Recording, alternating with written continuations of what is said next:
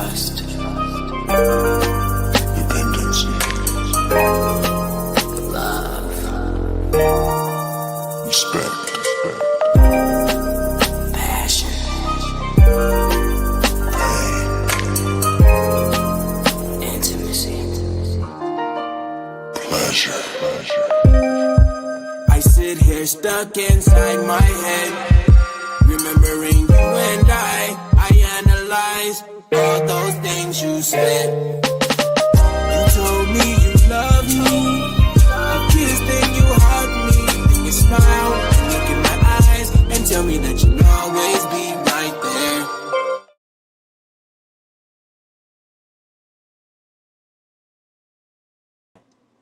Good evening, and happy freaking Friday, y'all. It is none other than the crazy rich aunties up in this thing. Did y'all miss us? Of course you did. Um,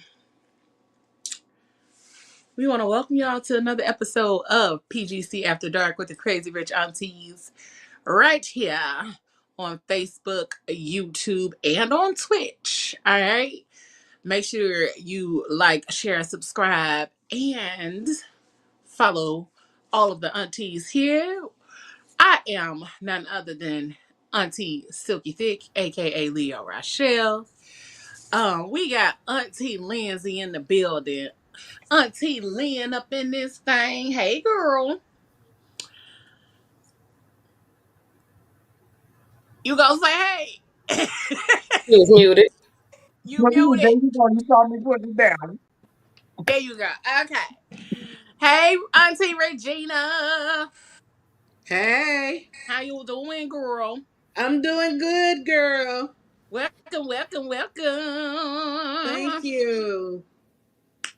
And then we got Auntie Ayla. Ayla, welcome back, honey baby. Hi. How is you doing? Girl, maintaining.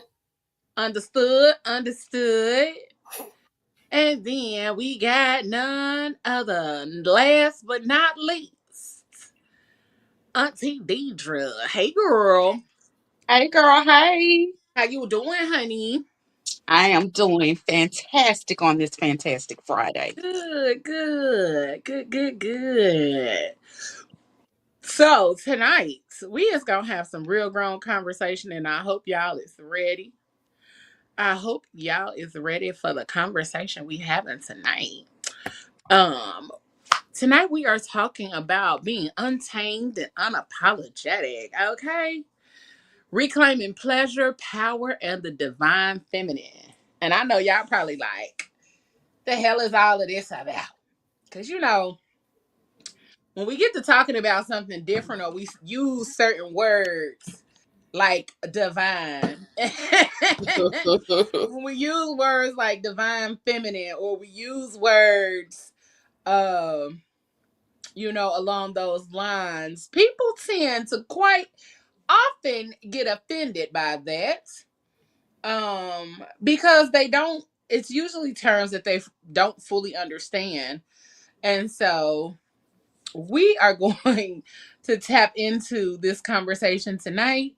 We hope that you all give us a moment of your time, a few moments of your time, so that we can have this discussion, so that we can truly dive in and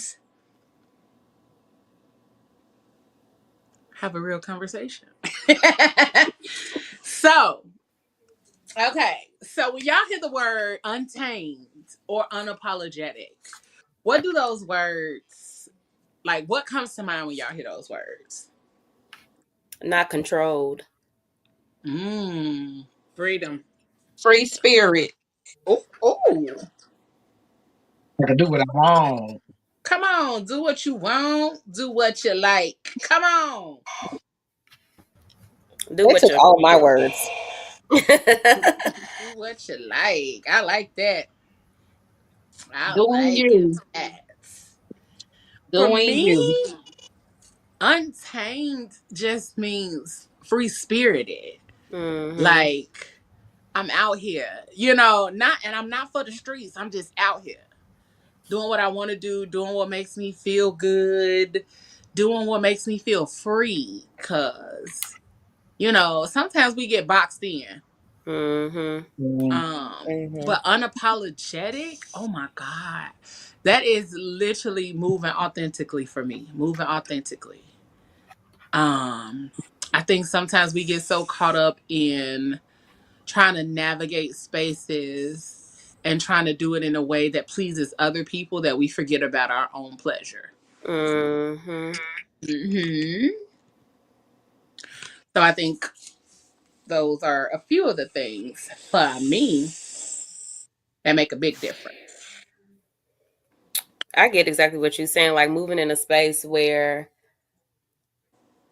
you're not second guessing yourself.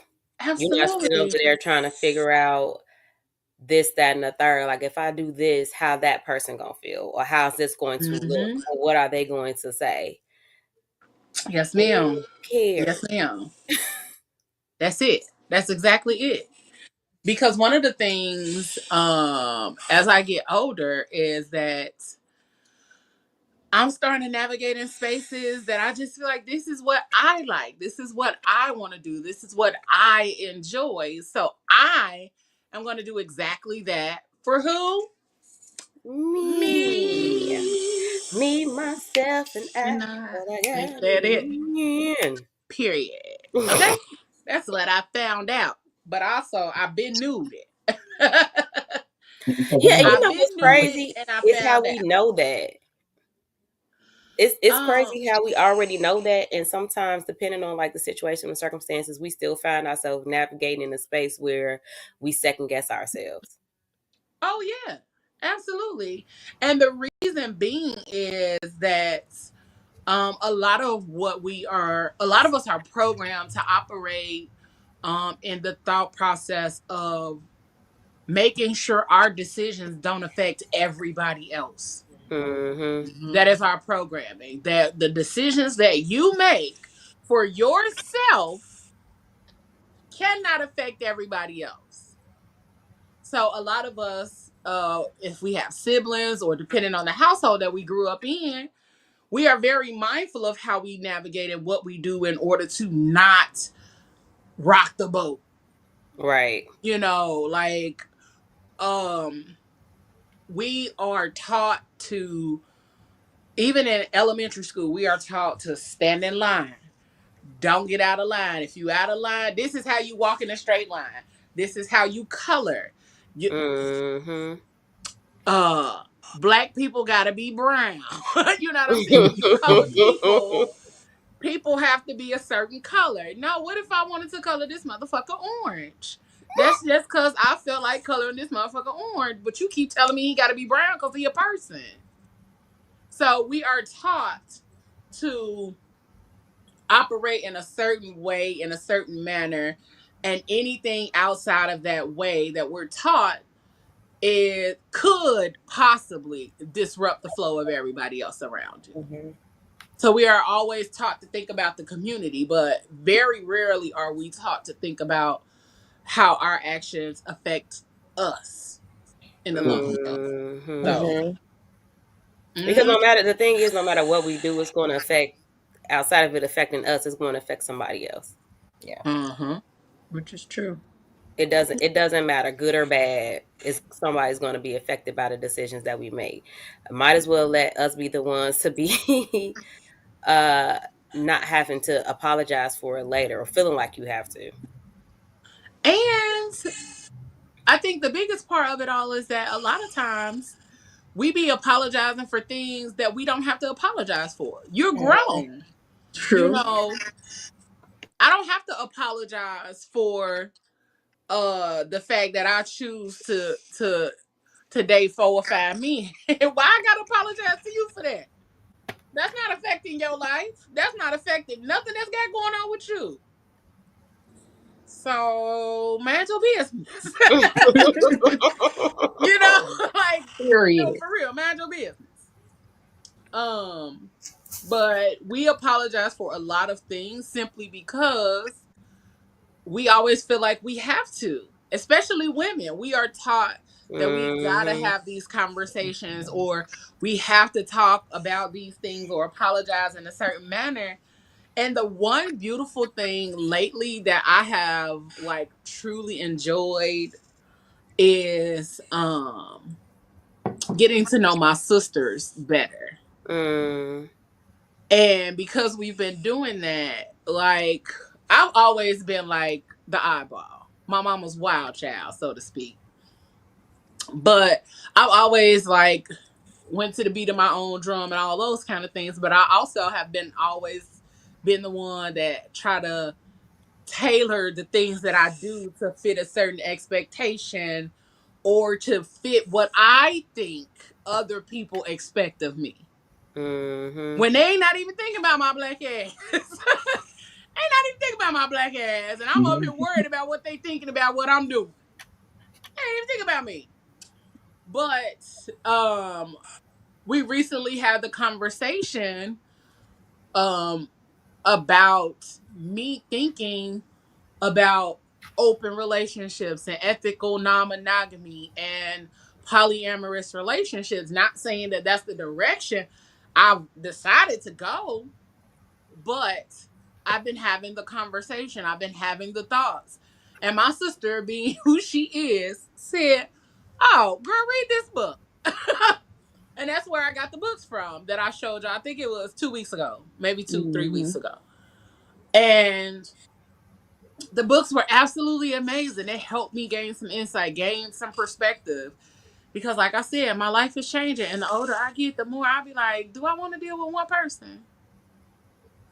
But, you know, so I think when we decide to stop trying to fit into a narrative or stop thinking that other people have an expectation of us, that we can truly operate in a life that is fitting for the person that we truly are. Absolutely. Mm-hmm. Absolutely. And I Yes, think ma'am. sometimes social media does this thing where they give you like these rules and regulations of life, and it's like, that's not fitting for everybody. Right. Not every, Absolutely. not everybody's going to get married and have the kids and a family. Some people are going to have these polyamorous relationships. Some people are just going to be alone and they're happy with that and being secluded. Some people going to date. I think the problem is people not being honest. Hey, I love my temple. I don't know your name, but I love this picture, this profile picture you got, honey. That's cute. And it's giving goddess, okay? She said we spend so much of our lives caretaking, and therefore I think we are so used to centering everyone else's needs and wants, and we Mm-hmm. are. And then she also said, also we are often raised by women who were all about self-sacrifice. Yes. Absolutely. Woo! That's a word right there. That's good. That's a Come on, word. self Hey, Mama sacrifice. Ayla. Hey, mama. That is a word. Okay. Woo, Lord. That is so true, though. Look, have y'all Mm-hmm. seen that? It's a trend that's going around. I actually saw it today, and they are giving the kids like a snack, and so some of them they're giving two, some they're giving just one, and some they're giving none, and they're trying to see their responses when it comes to that. Yeah. And I was reading some of the comments, and a lot of people were like, "Oh, that's so sweet. She gave up her cookie for her brother, or she gave this, that, and the third." There was one well, the girl didn't give up anything, but it was her mom and her dad. Her mom had one, she had two, her dad had none. Her dad got the crying, and she just gave him a hug. And she's like, "I'm sorry." Yeah, she told him daddy go to sleep. And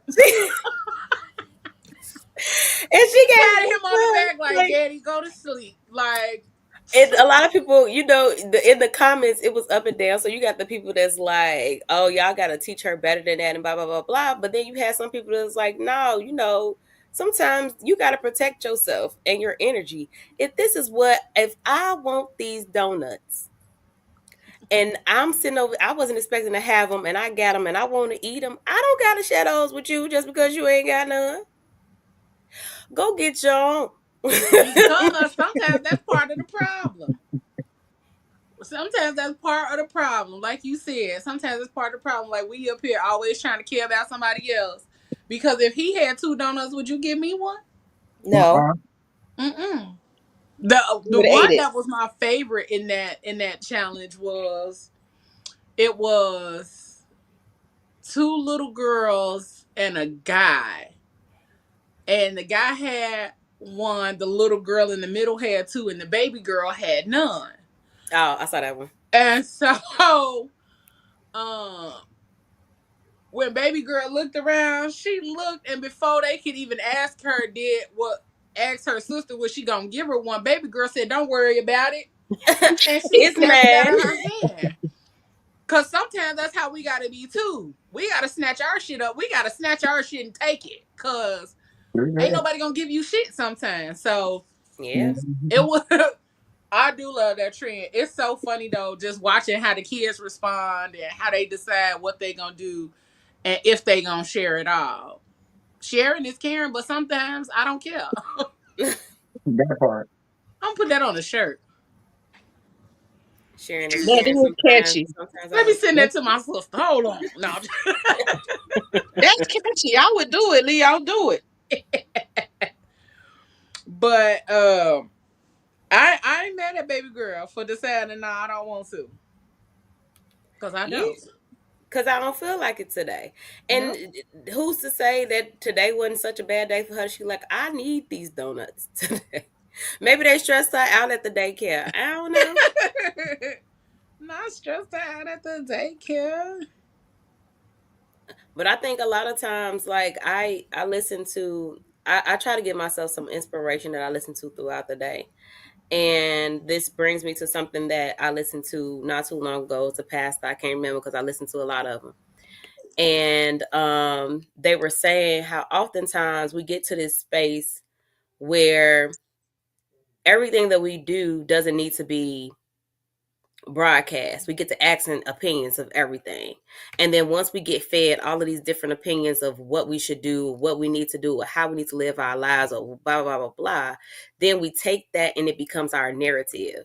We lose sight of what it is that we want to do, or what we feel like we were called to do, or what is comfortable enough for us already, whether that is living in your divine feminine Mhm. and things like that. You too busy taking on what everybody else's opinions are that you change your opinion or your narrative. And it doesn't matter who it is. Sometimes people just give it to you and you ain't even ask for it. You just talking like, you know what? I was thinking about this today. Well, what you need to do, I didn't do. I didn't Mm. ask what Mhm. you thought I need to do. But now this is the thing that's sitting in you, and you're like, well, dang, should I? And Should I, should I that's be where dating we both end up sides? losing our voice. Yeah, you end up losing your Hmm. voice. You lose your voice, or you don't even know what your own voice sounds like anymore. And when I say voice, I don't mean your actual voice. I mean like your thoughts, your processes, what you truly feel when it comes down to the things that you're doing. Because even in building or putting together what we do with PGC, baby, I be sharing stuff, but also sometimes I don't be asking for opinions. I be sharing because I be like, this shit is so dope. So I be sharing it. But also I'll be sharing because I'll be like, okay, help me with the process. Help me with my thoughts. Because sometimes I can get so excited and my dreams can be this motherfucking big. And then Mm-hmm. so it'd be like, okay. Help me process. I think even in doing all of this, I have lost my voice so many times because I was like, this is supposed to be a hobby. But also even as it started growing, it was like, yeah, this was supposed I thought it was supposed to be a hobby. Let me put it that way. That's what I thought. Mm-hmm. Big Sandals had other plans and other Not big ideas. sandals. Yeah, Big Sandals had other thoughts and plans and ideas. And so it just keeps growing. And so sometimes you have to minimize the outer noise. and just tap in, sit still with yourself. Because sometimes when I'll be like, all right, I'm gonna quit, and I text people like, this it. Sometimes I be lying. I be just needing somebody to talk me off the ledge. Yep, that's exactly what you need. I be lying. I just need somebody to be like, no, stop tripping. It's gonna be okay. That part. But even when I do be wanting to just like quit, it's the reality of like, okay, what the fuck else would I be doing? What else would I do? What else would I do? I would lose. I don't know what I would do if I wasn't podcasting or doing PGC related things. Baby, I probably sitting up here thinking about it now. Like, what would I be doing? What the? I'm gonna have to think on that. I'm gonna really have to think on that. If I couldn't do PGC no more, what the fuck would I be doing?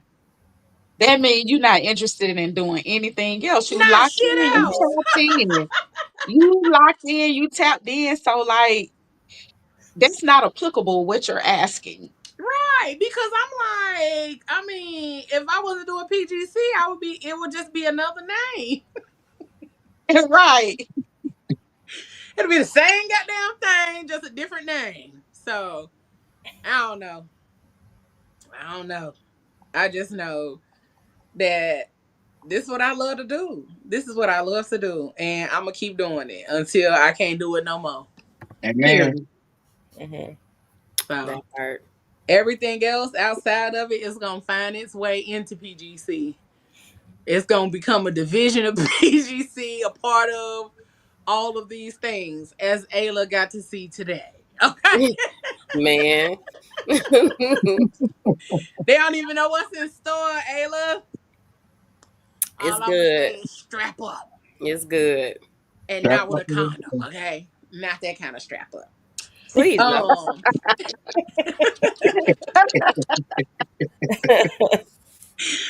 Um, um, but let's talk about the revolution, the sensual revolution, like reclaiming pleasure as power.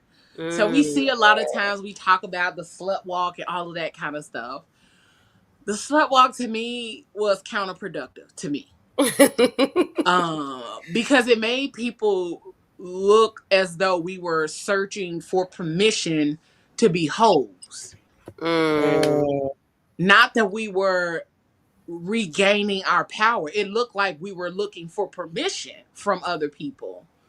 And I don't think that was something that we should have did. We don't have to ask for permission to make our pleasure our power, or we don't have to ask anybody's permission for things that we do with our own bodies. So Mm-hmm. I feel like it was counterproductive because it made it look like we were just a generation of women looking to be looking for the permission to be hoes, looking for the permission to be promiscuous and all of that other kind of stuff. And we don't have to ask permission. Just do, be, explore, go. Peace be with you. And what and like you said, it was counterproductive because the purpose of that was for what? What was the mission statement? I don't know. I'm gonna see if they even got a mission statement for it. Let me see. I'm gonna Hey look it up. Devin, Hey, Devin said, Devin "Hey Boo. y'all." Hey, girl. Oh, hey Tiffany, I see this you girl.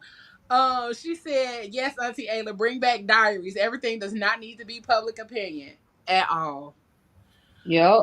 Sometimes I'll be like, "Bring back shame," but then what will we be doing on the internet?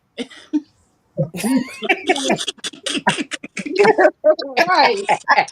You What gotta will we do kind on the of internet? Okay. Yes, ma'am. Big sandals. I'm gonna look up the mission statement for the I slut just looked walk. it up. Oh, you found it? So let me explain what I have a huge problem with this right now. Okay. And how it agitates me. So it's supposed to be a rally or march, protest or whatever movement that's aimed to make visible the prevalence of victim blaming, rape culture, street harassment, and sexual violence. huh? That's That's not what I did. nice. When I say that's not what I got from that, No. That's what I got from that either. That's why I was like, huh? that is Did you not what see I the got from Scooby that. Doo face come across all of our faces? You Like, did the face. I did the voice. Oh, So, because when I everybody read said, it, I'm like, "Skirts, really?" It says violence and sexual violence affects all genders, LGBTQ plus community, sex workers, folks with disabilities, and people of color. Hmm. mm. When I That's why say they I've were half never, naked. yeah, that's why they were naked. Yeah. It's so that way when they were walking half naked down the street, it's not, when, well, she shouldn't have worn this, or he shouldn't have done this. So basically, if they were walking half naked down the street, I don't know what they were doing, but it didn't. For me, it didn't be like this is empowering the sexual assault movement, the sexual violence movement. Not at all. Because, in all honesty, sexual assault and sexual violence doesn't necessarily always happen to women who are dressing scantily. Hmm. And the first victim, like the thing that's going around now with this Poseidon and Medusa thing, when I say every time I read it, I'll be ready to cry. So I just don't. But um let's be honest, sexual assault has happened to a lot of people. I'm not going to say just women, but people at young ages. Hmm. So explain to me what the slut walk was supposed to represent, other than, like you said, being able to walk around naked, half naked, and not, or be out here promiscuous and not feel like you're being judged or whatever the case may be. yeah, It's that it, whole thing, I didn't get that from from that. that's So, not what I get. Mm-mm. well, okay, we learn something new every day, don't we, boys and girls? Amen. Yep, baby. Absolutely. Yes, we do. So, when we talk about pleasure as power, let's talk about why sensual liberation is Mm-hmm. more than just sex. Okay, Mm, it is self ownership. Mm-hmm. Right. Okay, Mm. and let's talk about that let's because it's do not it. just about having sex. No. Mm-mm. I was Mm. talking to a guy, and he asked me if I had lingerie, and I said I have like drawers full of lingerie. I love lingerie, and he goes, "Well, is it for the men for the men that you hang out with?" I was like, "Absolutely not. It's for me. I will walk around my house in lingerie." And Yeah. so I feel the most sensuous in myself with I do my hair, I walk around in lingerie, I sleep in it, but it's for me. It's not for anybody else. And Hmm. finding ways to connect with the central part of myself is not for a man, and it's not for anybody I'm sleeping with. Mm.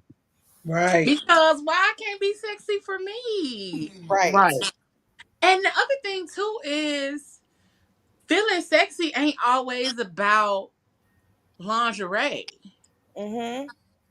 Like this little thing I got on right here, baby. It is the most comfortable. It feels so good on my skin. Like it's like a long ass moo type Mm. shit. I got so Mm. And, many of those. and it is the most comfortable thing. My homegirl, shout out to Curvy Girl Depot. And I keep asking her, "Do you have any more of these? Because this shit feel good, and it's Mm. orange, like orange. Okay, I love a good orange. I love me some shit in some color. But then she had an olive green one. I bought that one too. Oh, olive green, my Cause bitch, if you got color. some Yeah, more I in love olive orange, green. if you have more in orange, I'll take all of them. If you Hmm. got more in olive green, I'll take all of those too. Because this shit is so, it's not even silky. It's like polyestery. I don't know what the fuck this But it's is. soft up against the skin. It's Mm-hmm. soft, it's free flowing, it's comfortable, it's airy as fuck. And I feel like if I go outside with no drawers on, it's gonna be the best day ever. Okay? Yes. Yes. Go outside with no drawers on after a fresh wax and get them legs Man, taken listen. care of, Wow. baby. Let I me would be tell slipping you, and sliding and getting loose, okay? I I cannot wait to get back to my self care. I already do self care at home, but like my going out and doing self care, I did a self care before my accident, and I went and I got me a massage. I went and got like some of my favorite little snacks and things like that, and I got me a wax. And my friends, everybody had a wax. I never got one, so everybody was telling me about getting a wax, but I I was like, remember that. you remember that, right? So I'm like, okay, I'm gonna get one. I'm gonna do it. So I did it, and they was like, well, you like a little dress or whatever? Don't put on like no pants. I said, okay, cool. So I had me like a cute little flowy dress. It wasn't long, but it was like knee length. When I say after that wax, I took them underwear off instantly, You was and outside, I like was outside like it was the best feeling, and I felt so like sexy. Like I ain't had no man or nothing. It was me. It was just me and feeling good to me and feeling sexy for me. And I think oftentimes a lot of times people don't realize that women a lot of women aren't doing it for the attention or for the man.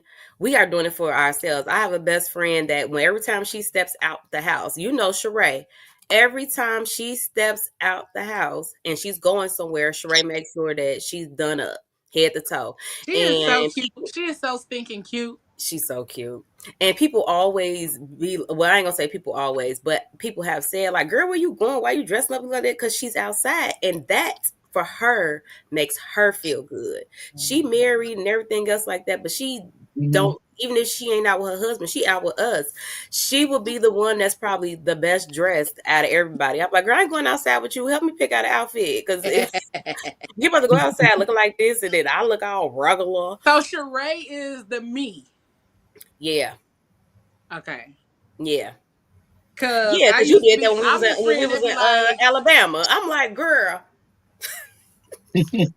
when we was in Alabama, I literally be like, okay, so how we dressing? And then even when somebody tell me like, I'll be like, is we cute cute or is we homeless cute? And sometimes people be like, we just regular. And I'll be like, okay, so I just dress regular. And so I dress my version of regular. So like, hmm She walked out so there it with a always full be beat funny. face. I said, ma'am, do my makeup. Right, right. Yeah, over there in that corner, Miss Sassy. That's her. That's what she do. And then you just sitting there looking like the boneless chicken with nothing Oh, on. yeah, Regina. Oh yeah, Uh-uh. Her Miss too. yeah, Miss Sassy up at the top. yes. But you know what? When I go to work, people always be like, "So why are you dressed so extra? Why come you're not?" When I come to work, my job is very stressful because I work for the Department of hmm Revenue. Tax season, honey. Ooh. And so when I walk in there, I get dressed. I have, I don't know, when I get dressed, something about getting dressed. Miss Sassy comes out. And I'm Mm, not doing it to get attention, but it makes me feel good about myself. So Mm-hmm. if I get up and dress myself up, it makes me feel better about going to work. So hmm I always tell them, why come you're not extra, baby? I came out my mama's womb extra. It is what it is. So it makes me feel so good about myself because a lot hmm of times I'm so busy taking care of everybody else. Mhm. And the only time I get to take care of myself is if when I get ready to go to work. So it's like, girl, let me be extra. I'm gonna be Mm-hmm. extra. And it makes me feel good. So yeah. I used You to be know, extra. I'm coming back though. yeah. Girl, I'm, what you mean? Huh? What you mean used to be? I used to be. Now quit playing. You know what I look like today. Quit playing.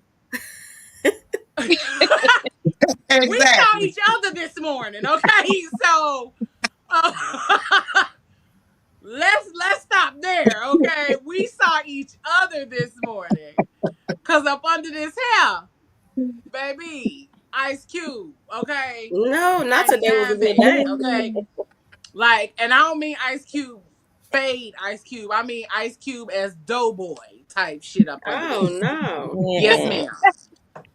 Yes, ma'am. And No, then it no. be having the nerve to stick out the side of my little baseball cap. We not gonna do it.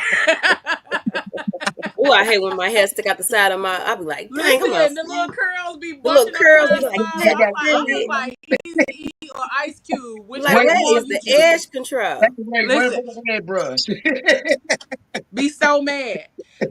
So I did find an article about 7 tips for finding sexual freedom. And I'm gonna share this. Mm. I'm gonna share this in the chat with the ladies. Um, I'm gonna share this. But I'm trying to skip past all of her stuff. Okay. Sexual liberation, though, is not the same as sex therapy. Whereas sex therapy is typically about resolving issues in the bedroom, sexual liberation often happens outside of it. Okay? The path is holistic, involving lifelong spiritual and emotional work that has to do with understanding the relationship between all of the body's experiences. Um for others, healing has meant developing an appreciation for their own bodies and eroticism, or unpacking social commentary about correct expressions of gender.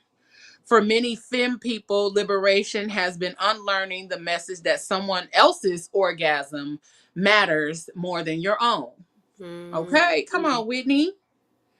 Um, so here's what Whitney recommends. Show up for yourself first. She recommends setting up a morning routine. Listen, we talked about this. We talked Mm-hmm. about a morning routine. So the morning routine that awakens your physical body, grounds your mind and your spirit in your body, and sets an intention for the day. Um, for them, that looks like starting the day with water or tea, doing skincare routines, sitting at their altar, pulling a couple of cards, writing in your journal, whatever your day looks like. These rituals provide ways for you to connect to yourself, your voice, and connect to your story, because it's easy for you to take on the energies and issues of people that you are speaking to or working with or dealing with on the day to day. So checking in with yourself first and showing up for yourself first is the best. Number one. Number two, understand that there is no timeline for healing. Woo! Say that one more time. Understand. Hold on, let me put on my Yeah. pastor voice. Mm-hmm. I'm gonna cue you up. Understand that there is Mm-hmm. no timeline for Well, healing, children of God. Okay? uh-huh. That's it. That's it. Okay. Say that. Okay. Say that, Pastor. Mm-hmm. Um, as you get deeper into your healing, there's more to reconcile with. Hmm. The deeper you go, the more the deeper you go, the more shit you got to deal with. The more shit you got to unpack. Some of Mm-hmm. us been unpacking for a little while, and we still on the surface of it all. Mm-hmm. One of the books I read, The Life Changing Magic of Not Giving a Fuck. It talked about having barn houses. Okay? And just a damn thumb. And then just think about your barn house being full of shit. You can move, like, the surface level is clearing the shit from the door. Mm-hmm. Then you can move the shit from the right side. Then you can move the shit from the right back side. You know what I'm saying? So you working your way through the shit, but it takes time to get through the shit. But also, that's a good ass book. Check it out. The Life Changing Magic of Not Giving a Fuck. Okay? Come get it. Um, but as you get deeper into your healing, there's more to reconcile with. She said, I think each layer that we excavate can help inform the next layer that we get to. But it's really important that folks understand that our bodies are not clocks. We cannot and we should not treat them as though they are machines. She wants people to accept that sexual healing is lifelong work. Don't chastise yourself if you feel you stumbled or regressed in some way. Work on silencing inner voices that give negative feedback, as those are the voices that want to punish, not liberate. Okay? Right. Um, Practice body curiosity. Oh. Mm-hmm. Okay, girl, talk to me Right. nice. Sexual liberation is oftentimes about working to heal the harms incurred from systems of oppression, including white supremacy, the gender binary, and heteronormativity. Whitney recommends starting with questions. How do you experience your own body? What does that experience look like if you try to quiet the messages that you have to be a certain way? If you were to ask your body which pronouns it aligns with, what would they be? Mine would be bad bitch. Okay. I don't know no other shit. Okay. But as she said, the more that I asked myself those questions, the more I got clear about what made sense for me. Um, so her decision was to become non-binary. That was her Mm. decision.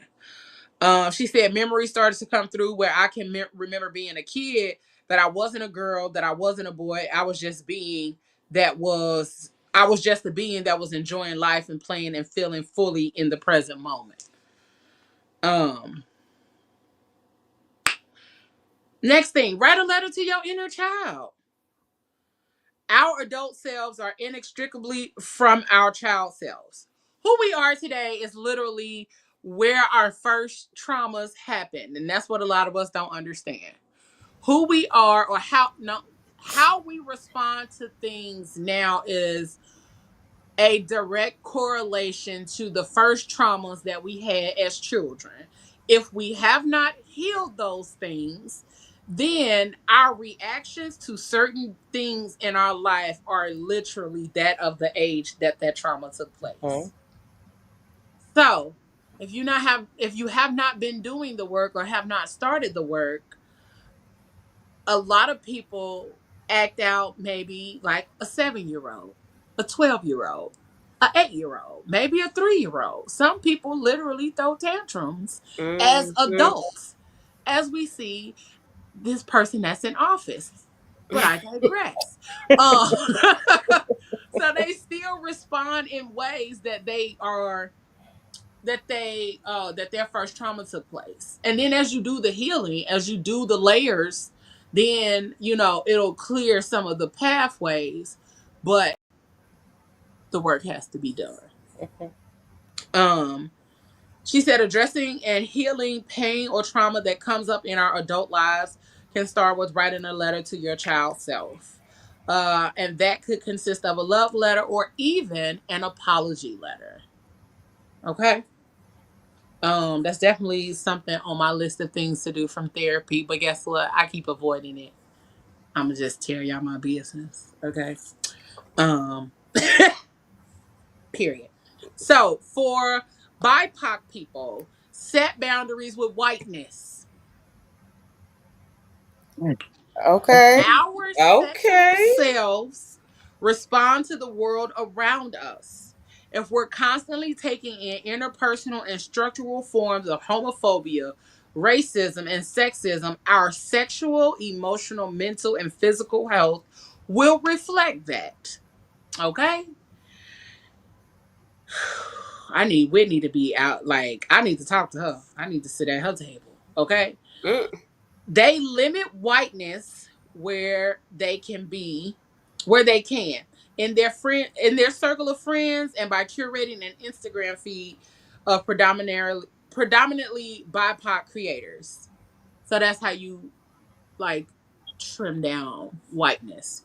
But she also said it's been really difficult because the world operates and was built on white supremacy. Mm-hmm. But she's proud of herself that she's created the kind of safe haven where she's limiting people's access to her.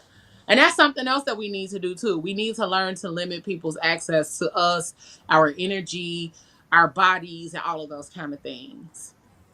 And then trust in your cravings. That It sounds yummy. Okay. sure do. Sexual liberation demands that we center and embrace our own pleasure. This is important, okay? Because most of our lives we are taught that pleasures are guilty Mm-hmm. or that offering our bodies what they're asking for is indulgent. Instead, let your body guide your diet or your sexual appetite. Mm. Um, do I have a craving for that? Or she even said, like, when it comes down to not just sexual pleasures, but all pleasures. If you desire a cookie and you like, I really want this cookie, but on the other side of your mind, you like, if I eat this cookie, it's gonna make me gain 12 pounds, or it's gonna make me do this, or it's gonna make me do that. So she said, ask your body, do I have a craving for that? Or ask, hey body, what are you craving right now? Mm-hmm. And then last but not least, she said, release built up energy in your body. She recommends movement as a path to releasing negative energy and grounding oneself.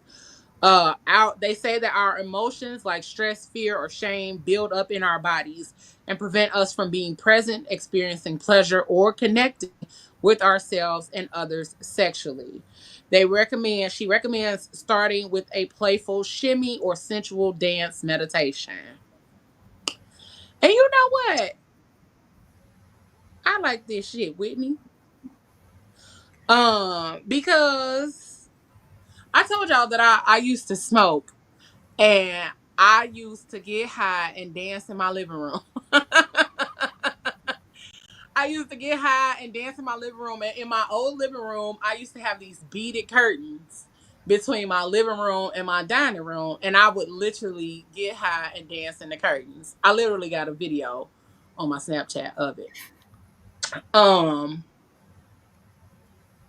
But what things have you all of the list that I read off, but especially when it comes to um the body curiosity, what things have you tapped into when it comes to your body's curiosity or what you find yourself being curious about, whether it's sexually or not?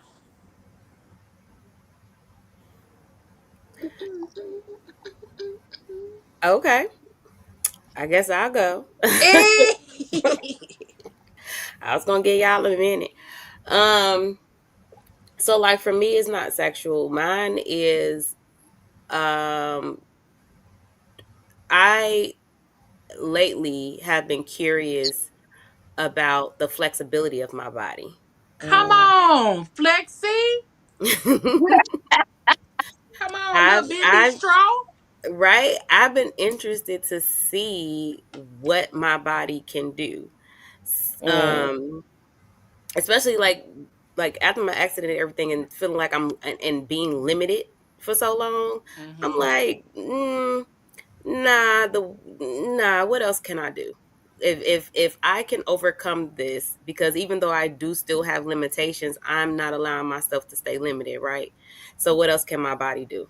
What else can these limbs do? Like I'm seeing all of these women older than me and they're moving so fluidly and they're moving with grace and they are looking my age, right? So that's been my biggest thing lately. I have like a homegirl, Rashawn. I absolutely love her and I can't wait to see her.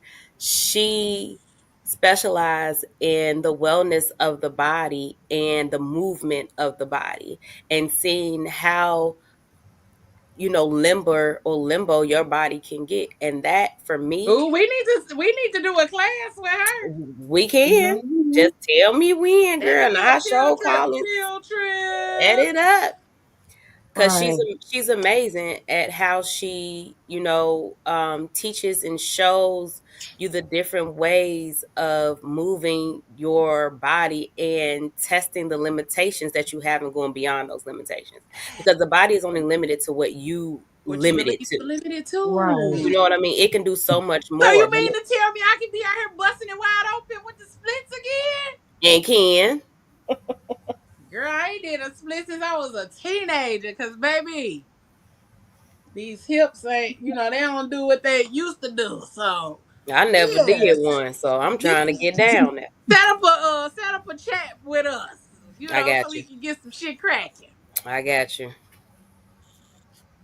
I'm gonna Yes, hit her up ma'am. right now. But All right, y'all. what about the rest of y'all? What's Come on y'all now. curious about? I'm sorry, I'm back tardy for the party. What happened? What I missed?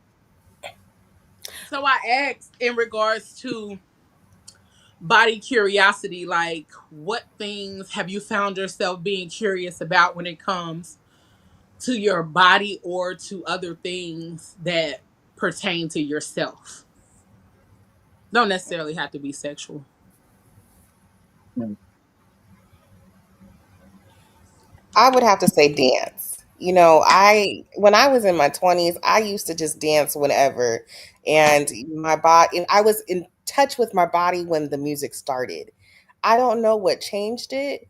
I don't know how to connect with myself enough to just let go, enjoy the music, Mm. be like the pleasure of the music and how my body moves, and regardless if somebody's watching or not. I used to love it. And now I'm just like, I don't know what to do.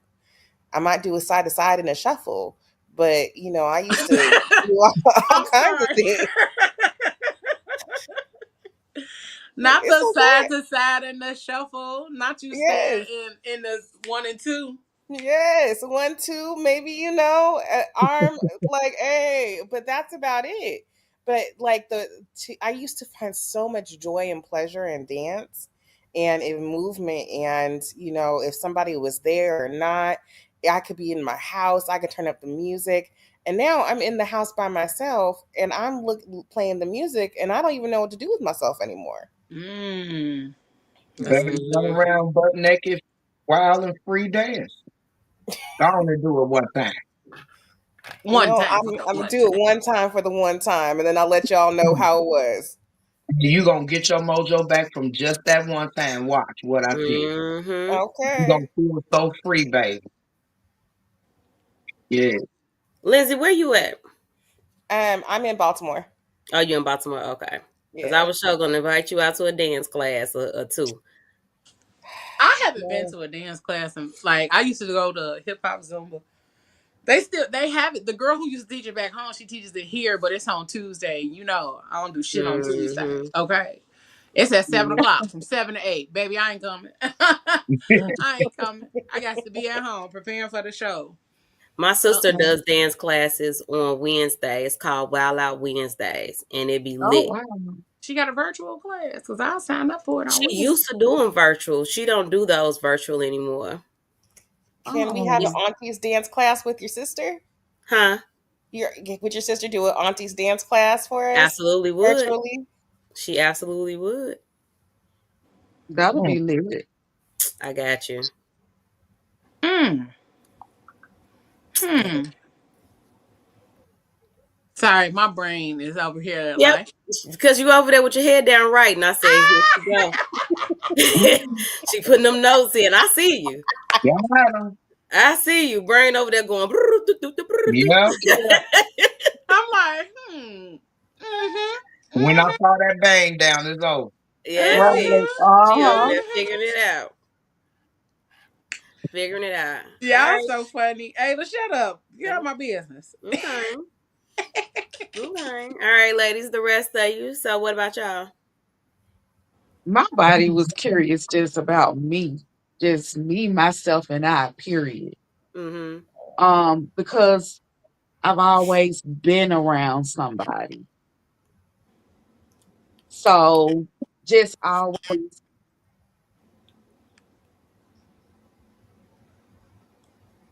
Uh-oh. We can't hear you, We can't Deidre. hear you. I hear you. coming in, I No, guess still that. can't hear you. Can y'all hear me now? Yes, Yep. ma'am. Yes.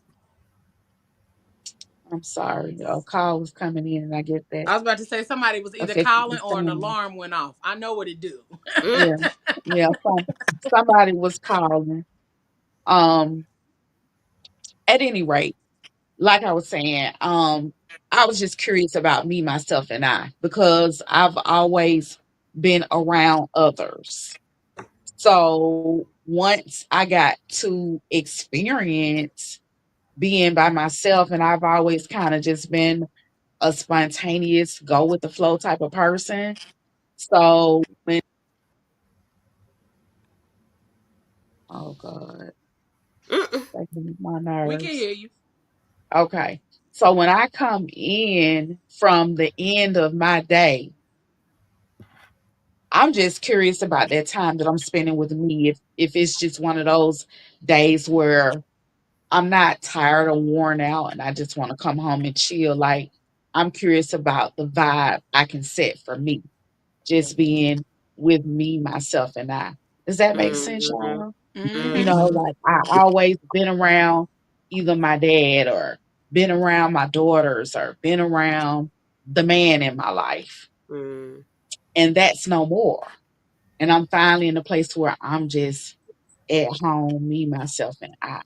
So I became curious about my me time Mm-hmm. and being able to enjoy being with me, myself, and I, and just setting vibes for myself. Like this right here, you know what I'm saying?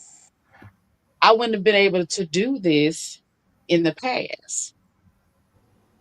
But now I can just come home, me, myself, and I, and just vibe out having these great conversations with, other like minded women and Don't just they be doing good? I love Fridays. me too. I love it so much. Um, yeah, so just I'm curious about my energy and my vibe that I've set for me, myself, and I. Absolutely. Love Yeah. That's that. beautiful. Like keep tapping in. Cause Right. Mm-hmm. you'll learn what you like, or you'll learn what makes you feel good, or what helps you to Mhm. decompress, or what helps you to get into a certain mood or certain type of energy on your day to day. I know sometimes when I come home, I turn my record player on. Mm. Mm. Um, Sometimes I come home, turn my record player on, and I sit on the couch and just sit here, and let the whole album play. So, but I also put music on there that is like old school, that's mellow. Like I think it's Roberta Flack on there right now. Mm-hmm. Roberta Flack "Feel Like Making Love" album. Mm. So it's on there, and it just, just the whole little relaxation of it all. And then, um, I have my Alexa play a playlist from my music app, starting at a certain time. Even if I'm not home, it starts playing at 5:30. Mm. And then when I Mm. come in, the music is already playing, so it's already set in the mood. And so sometimes I'll tell her to turn that off and turn my record player on. Or sometimes I'll just let her play and sit down and get into that to the energy of what's already playing. Cause I've Mhm. set the mood, cause I chose the playlist that I want her to play on a Mm-hmm. day to day when I come home. So um It's deep. That's Oh, a I'm good gonna do idea. that. I should baby, try it. listen, it's a game changer. I ain't know Alexa can do all that. I be Oh telling her to yeah, do baby, stuff play while I'm around in over that app. here. But I Play know around in she can that just app. be going off on the timer and doing stuff when I ain't here. Oh, And then my sister, what she does is she builds her grocery list Yeah. on Mm-hmm. so like if she's doing stuff in the kitchen and she be like, oh, Alexa, add this to my grocery list, or add this to my grocery list, or add that to my grocery list. So that when she goes to the store, she don't have to be worried about, oh, I forgot. But she could just pull up her list based on what she told Mm. Alexa. Or, all of these different things. I'll be having conversations with it randomly just to see what it's gonna say. But you can ask it questions and all of those kind of things, but also set the reminders and that kind of stuff. But yeah, let me know if you want me to help you. But it's definitely some shit you can do, and it'll help your overall like way that you do certain things. Like even with your morning alarm, you can Hmm. set it to play certain music at that time. My Alexa controls like my lights in my Mhm. bedroom. So like you can set your alarm to where your lights come on to a certain level. Your Mm-hmm. alarm comes on in the morning, and then you could play a certain music and all of that other kind of stuff. Now that's how I be It's in the. only irritating That's when I don't dope. want to get up at that time. Like, no, wait for another 30 minutes, and then it's But annoying. that's But a dope setup, though. I like that. and I did it because I kept falling asleep with the lights on. And I was like, let me get some motherfucking smart bulbs because I don't want to keep falling asleep with the lights on. And I wake up and it's 4 o'clock and my light's still on. So, um, but that's just some ways that you can add to you getting to know yourself or setting your mood for yourself. And then, um, remember like smells, incense, Mm-hmm. candles. And I know we ain't gonna leave no candles burning all day, but make sure like you have certain things throughout your house. Like you can set bowls of essential oils out or I do what's incense. me too. I'm still old school. I Hmm. do incense. Hmm. But those little things, what's the little things where you stick the little stick in it? Oh, the I, oil wick, a Yeah. diffuser. the That's what it's called. diffuser, the oil Yeah. thing. Yeah. So they have those too, where you don't have to burn nothing or you don't have to light nothing. You can or the a candle burner or whatever, but that's still keeping it on all day. So, but those kind of things matter. Um, like we said, the fabrics, the clothing, the scents, all of the things. Make sure.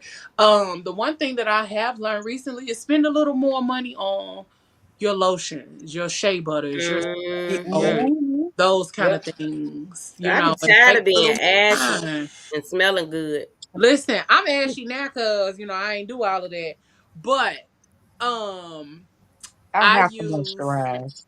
like the so just in case y'all didn't know, I'm a brand ambassador for Trey Bell Beauty. Check it out. Yeah. Yeah. Um, but she has skincare, but she also has like these really really great um body butters. But Mm. then she has an oil that goes with it as a companion. So when you put the oil and the baby, she over here sliding off the sheets. Okay, okay, it's so good. And one of my favorite is the mahogany teak wood. Mm. Mm. Um, so I put and I'm gonna do a whole little side segment one of these days on layering of scents and all of that kind of stuff, so Yeah. y'all can really make impactful smells when y'all going outside. Good ones. Okay, good ones. Because we got enough of the bad ones. But the oil, the body butter, and then I spray a little bit of mahogany teak wood on, and then Mm. I spray on top of that a little bit of eucalyptus and spearmint body spray, Mm-hmm. and I walk around here smelling like a problem. Okay, I smell like a problem.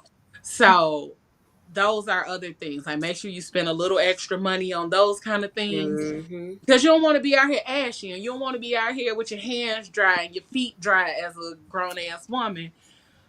It happens. We get it, but especially like if you are in that era where you're tapping into yourself and you're trying to do more to take care of yourself, i.e., me and D.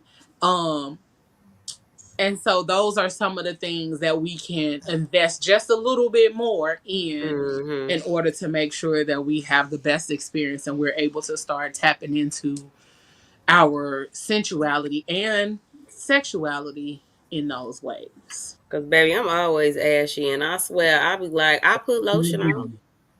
but my skin absorbs differently than on certain stuff. I gotta find out what works for me. Find out what works for you. Mm-hmm. Mhm. to look Yeah. back for. But go to TreyBellBeauty.com, beauty with an E, and try them. Oh, she got all kind of scents, but my favorite is the mahogany teak wood because it smells just like mahogany teak wood. I love mahogany teak wood. Can And you put that in the then, chat? huh? Can you please put that in the chat? I The sure site. can. I Thank I sure love that all the can. things though, cause like one of the things that I've done outside of like lingerie is like for my bed, I ended up buying me some silk sheets. Mm-hmm. And then I also bought me like I bought me some silk sheets, and then I bought me like a weighted blanket, and then I Ooh. also bought me a what is it called? It was like the something count or whatever. Not Thread count. lamb, the Thread thread count. count, but it was like one of those high thread counts. I don't remember which one Come it was. on. Expensive sheets. Yeah, that was a while ago, but I still got them, and I don't pull them out until I'm like, you know what?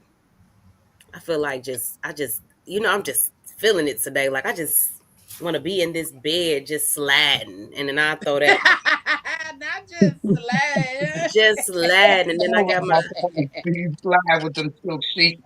man, just get out the tub, and then I put my body scrub on. And my body scrub that I have also has like shea butter and stuff in it, so I throw that on, so Mhm. I'm real soft by the time I get in that bed. Throw some music on, baby, butt naked sometimes, or sometimes I got like a silk sleeper, throw that Mhm. on, and I'll just be I just be like, man, this feels so good. Some wine or some juice, some tea, whatever I'm feeling that night, and it's just like it does something to me. I just feel good. You know what I mean? I sleep better. Mhm. I sleep Mhm. better. And I'm like, I can't do it every night, but the nights that I do it, baby, it's the best feeling. Listen. And we Um. always got to do those things. I think I remember once upon a time just trying to always make sure that the people around me, like I think we talked about that earlier, were happy or taken care. Especially if I was in a relationship, it was one of those things. Being in a relationship is one of those things where it's like, okay, is he okay? Is he cool? Is he satisfied? But still in the midst of that, still making sure that I'm okay, that I'm cool, that I'm sad, the things that I like to do and that I want to do or whatever, because he may not want to do those things. Okay, Mhm. well, that's what Ayla gonna do today. Ayla's gonna go to the beach because I love going to the beach. Sitting at the water, that's another thing for me too.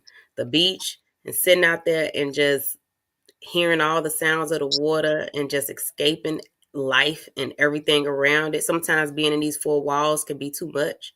So Yes. just going and being outside in space and things like that, that's something that could be uh liberating sensually too, putting your feet in the sand, Mm-hmm. put some Mm-hmm. water on it. Cause it's grounding. That's what you're doing Yeah. when you do that. Like even standing outside in the rain, a lot of us have gotten away from those things that made us feel good even as children.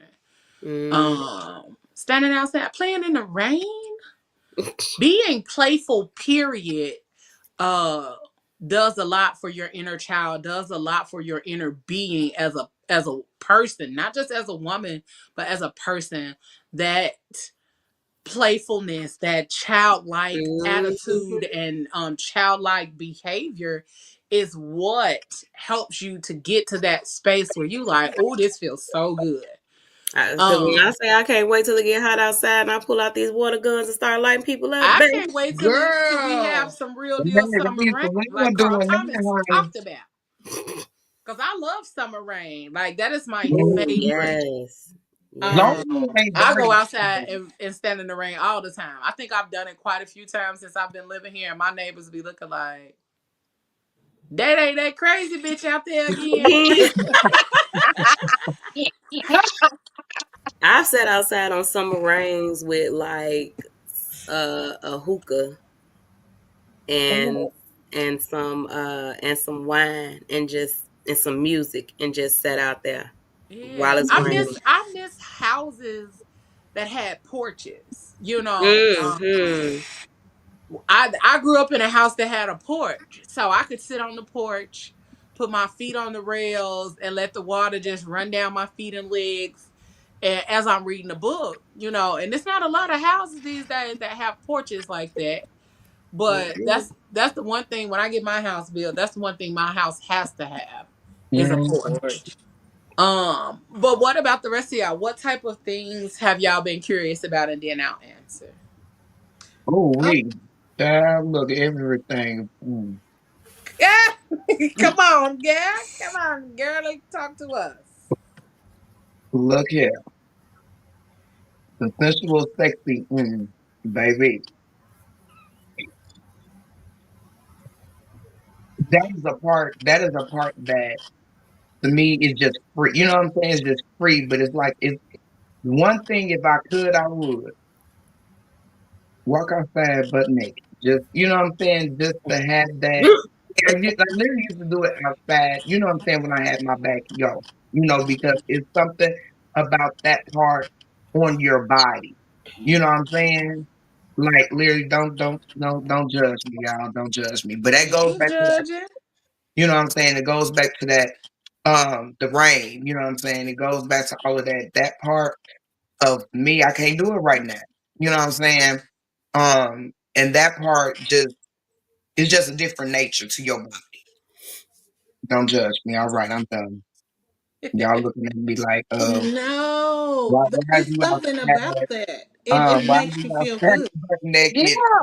I can relate. I can relate. I've done it. Yeah. I can relate. It's something Absolutely. about that sun on your body. It's like Mm-hmm. refreshing. It's brings energy. Mhm. Yeah. Mm-hmm. Mm-hmm. Yeah. That's why I can't wait to go somewhere with a bunch of sun and I got a hotel room that's like on one of them top floors. It ain't even gotta be on the top You floor. It don't could have be to be in on the the top middle. I I'm mean, floor. it good. I'm good. don't, but I just want to be closer to the sun. Right, That's why I right. say on one of them top floors. The higher up you get, the You closer feel to like the it's a sun you big, are. And uh-huh. I want to be real close to the sun because they do what's called like sunbathing, Mm-hmm. but it's like you lay there, but you pull your legs up and let your girl get some of that sun. Sun. Oh, yeah. Oh, yeah. Yeah. Yep. And I was like, oh, Never that's heard of a it. thing. Yep. Let me Mhm. let me get out here because it helps with like releasing, like it's like a releasing kind of ritual situation thing. But I'm gonna Really? look into it because I'm like, if You my have if an my orgasm like patio that. wasn't open, okay, if my patio wasn't open, and baby, I'd be out there all the time. But yeah, That's yeah, interesting. Yeah.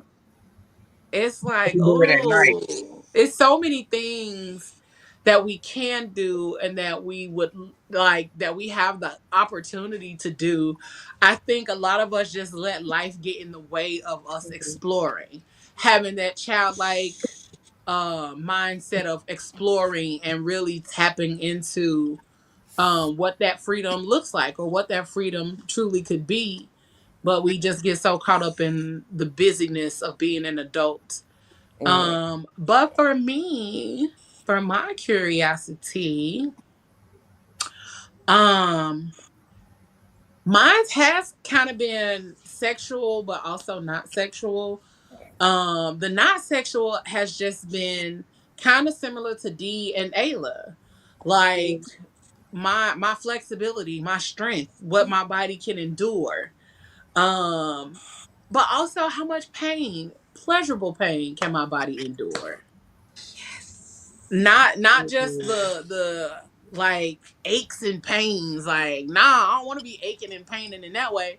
But I also have been very curious about how much pleasurable pain can my body endure and Mm. for Mhm. how long can it Mm. endure that pain. Uh. um but also truly curious about what my body has to say when I'm in the presence of certain people. Like, Mm.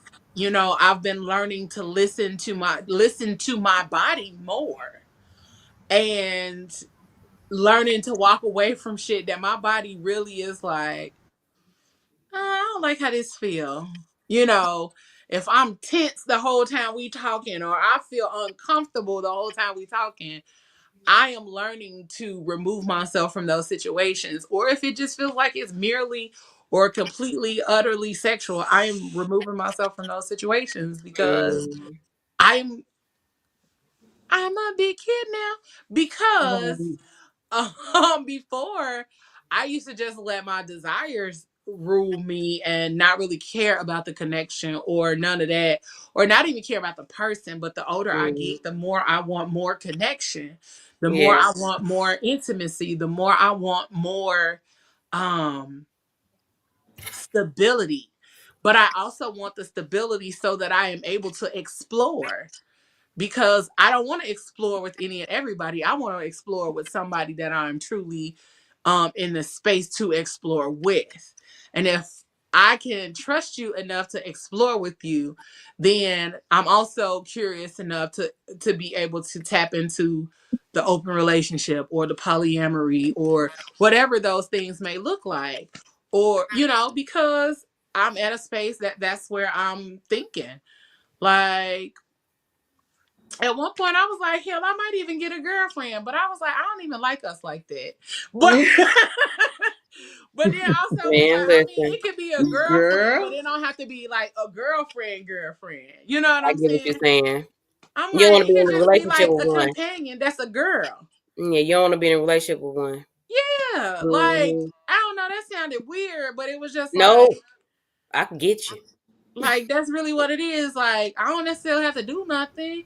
Like, we could be long distance. Like, we can literally just be companions. Like, dudes be talking about being getting married to other dudes or some shit like that. I'm like, Mm. well, I get married to a girl for the sake of just having a companion, not Companion. necessarily saying that I want to have sex with this girl or nothing like that. But even if we do, then we do. But I don't know. Well, I they don't have know. that now. What is it called? What kind of marriage is it called when a straight woman? Married to Lavender. any man. It's called Lavender. a Lavender. lavender. Lavender. Lavender. Lavender. Yeah, Uh-huh. Yep. I was about lavender. to say velvet. What is that? Velvet. What is that? Velvet. Velvet. But um even just giving myself the permission to think about those things. Mm-hmm. Because for so long it was like I feared the judgment. Yeah. Like, feared the judgment. What if I did say I wanted to have a girlfriend? Then what? Yeah. Do Like, you? then what? What's somebody gonna say? Like, that was what the thought process is. Like, what's somebody gonna say? Yeah. How this Yeah. person gonna feel? And it's like, why does that matter? That's it. That's the point right there. Why does Why it does matter it what they're matter? gonna say? Because it's not them, it's not their life. So, but And you those are happy some of the and things you I've been enjoying curious life. That's about. good. Yeah, those are just a few of the things I've been curious about. Just really trying to tap in with myself and really see what in this regard, like reclaiming my pleasure, reclaiming my power, and and Mm-hmm. really tapping into who I am, and not necessarily worrying about what everybody else deems correct or proper or right for me. Yeah. Um but I also just want to say this, like, thank y'all for making this a safe space for me to even say that. Mm. Yeah. Like, Girl. that I ain't never said that out loud. Oh, for real? I ain't never said that out loud. I've been over here thinking it. You were Mm. thinking it, yeah, but you said it. Like, I never have said it. I said it to my sister. Mm. Um, but I've never said it out loud to even say that I've been thinking about it, because I have though. Because I'm like, I'm tired of men. To an Girl. extent, like, I'm tired of men. Let me get a girlfriend and see how that go. And then I'll be like, but then there's always that lingering thought, like, what they gonna think, you know? You can't Mm. let Because that. we're learning. Because I'm still in the place of learning to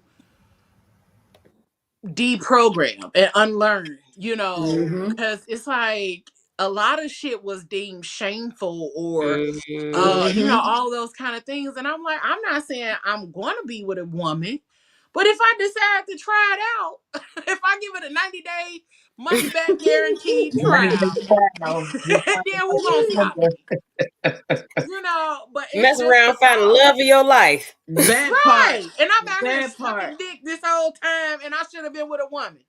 Girl. That part. That part. Hey, Oh. I'm just saying. I'm just saying. I'm just saying. And even But like what you said about being poly or whatever the other things are, it's all about like you said, being authentically, like we said at the beginning, being authentically yourself and having those conversations with yourself and knowing like, you know what, this is something I want to explore, this is something I want to tap into or check on or whatever the case may be.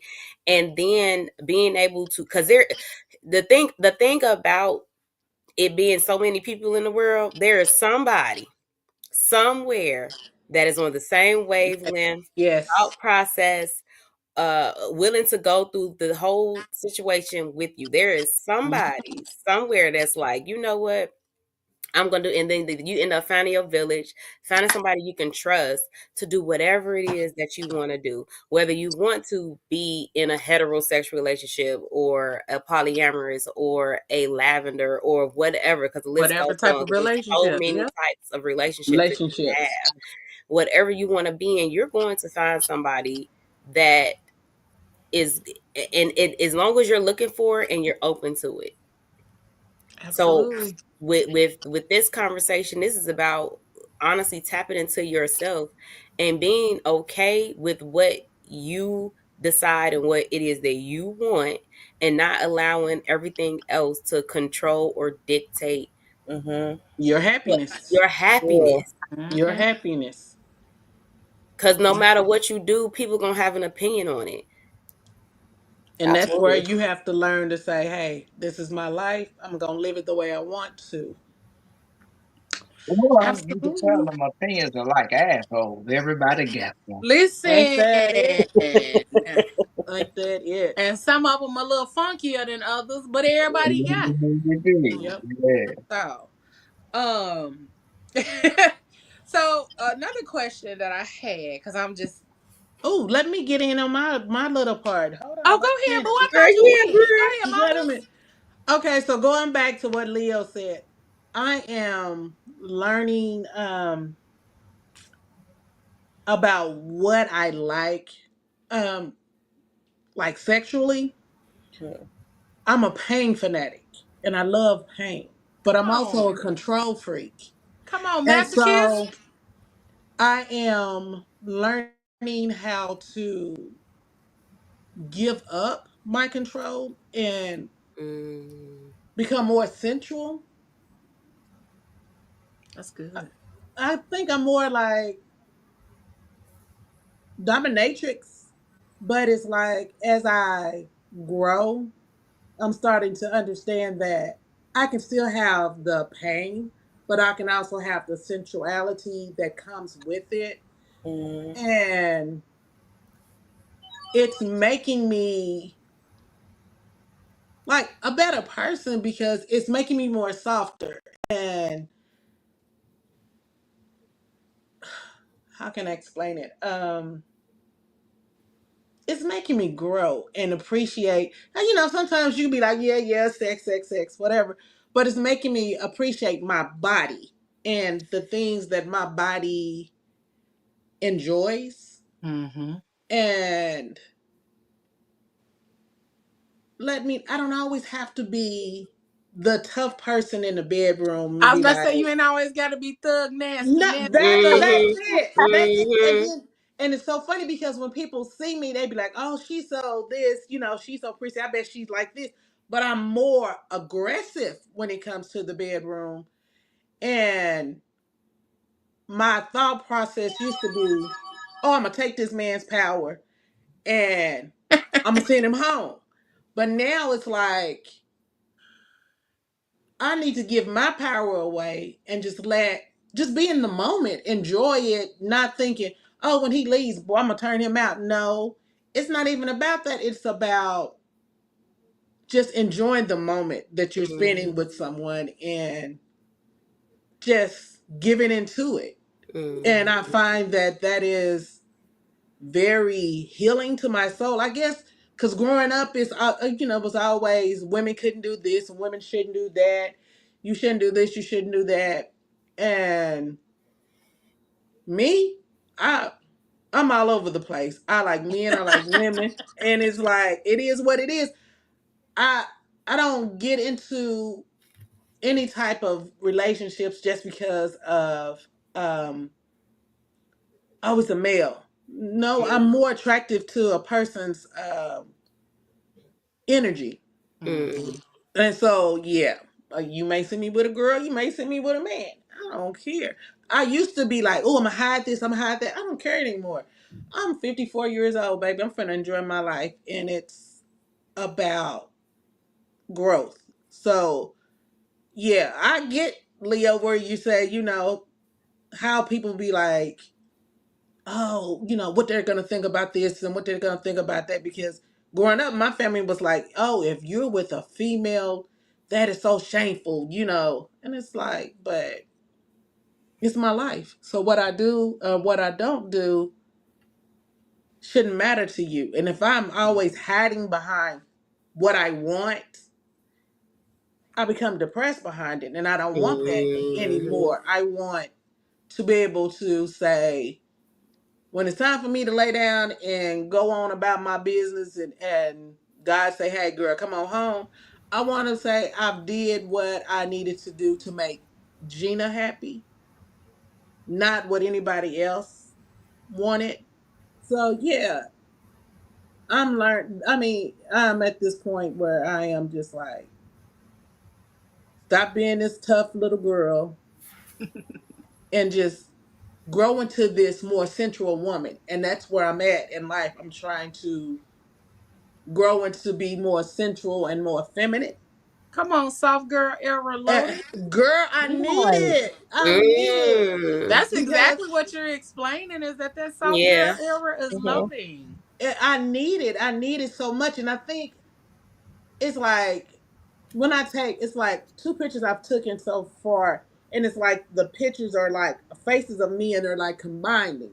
So it's like, yeah, I'm going into my soft girl era and I'm really, really freaking enjoying it. So yeah, I'm very much enjoying it. So the one thing that you said that I want to kind of help you reframe the thought process is that you said, like, when you're being more sensual or in the moment, it's like you're giving your power away. No, you're still in your power. You're just Mhm. using the power in a different way. You're still Mhm. in your power. You're still in your femininity. You're still in um the power that you possess. It's just now you're not as aggressive with your power. Now you are more submissive to an extent with your power. And the other part of it is that submission is power. And that's it. That's what Submission I'm is so much learning. power. It Yeah. is so much power. It Mhm. is so powerful. And that's why I hate when people say like being submissive is is A a negative weakness. thing, It's a or when weakness. It people really talk is about not. submission and they talk about it as a weakness. It Like, do is you not. know how strong and powerful you have to be to allow somebody else To to take the reins and Yeah. actually yes, operate and trust that they're going to do that? yes, Mhm. Shit. That takes a lot of trust. That like takes a lot of confidence. That Yeah, Mhm. takes it a takes a lot. lot of understanding of self to be Mhm. able to do that. So you're not giving your power away, you are using your power differently. yep. That Yes. makes a lot of sense. That makes a lot of sense. Yes, ma'am. Because we ain't giving nothing away. No, We no, just operating in a different way different, than what we operated before. different frequency. Yes. Mhm. Yes, Yes, ma'am. And it may not even be a different frequency. It may just be a softer one. You know what I'm saying? It's just a little yeah, softer. yeah, It's still on the same frequency. It's just not as loud. Um, true. but yes, congratulations. because that's a Thank you. congratulatory celebration. Girl, it took a long Um, time to get here. hey, sometimes it does, but at least you're doing the work to be able to get there. You know what I'm saying? Because you literally just said, like, based on how you grew up or based on how you were brought up, that your thought process was that you had to be aggressive or that you had to be a certain way in order to, navigate those spaces. And now you like, I got a different opinion. I got a different Yes. opinion. I got a different understanding of what that could and should look like sometimes. So that's Yes. a beautiful thing. That is absolutely beautiful. Go girl. Go girl. Go I love girl. that for you. Mm-hmm. Thank Uh, you. so y'all know I be nosy.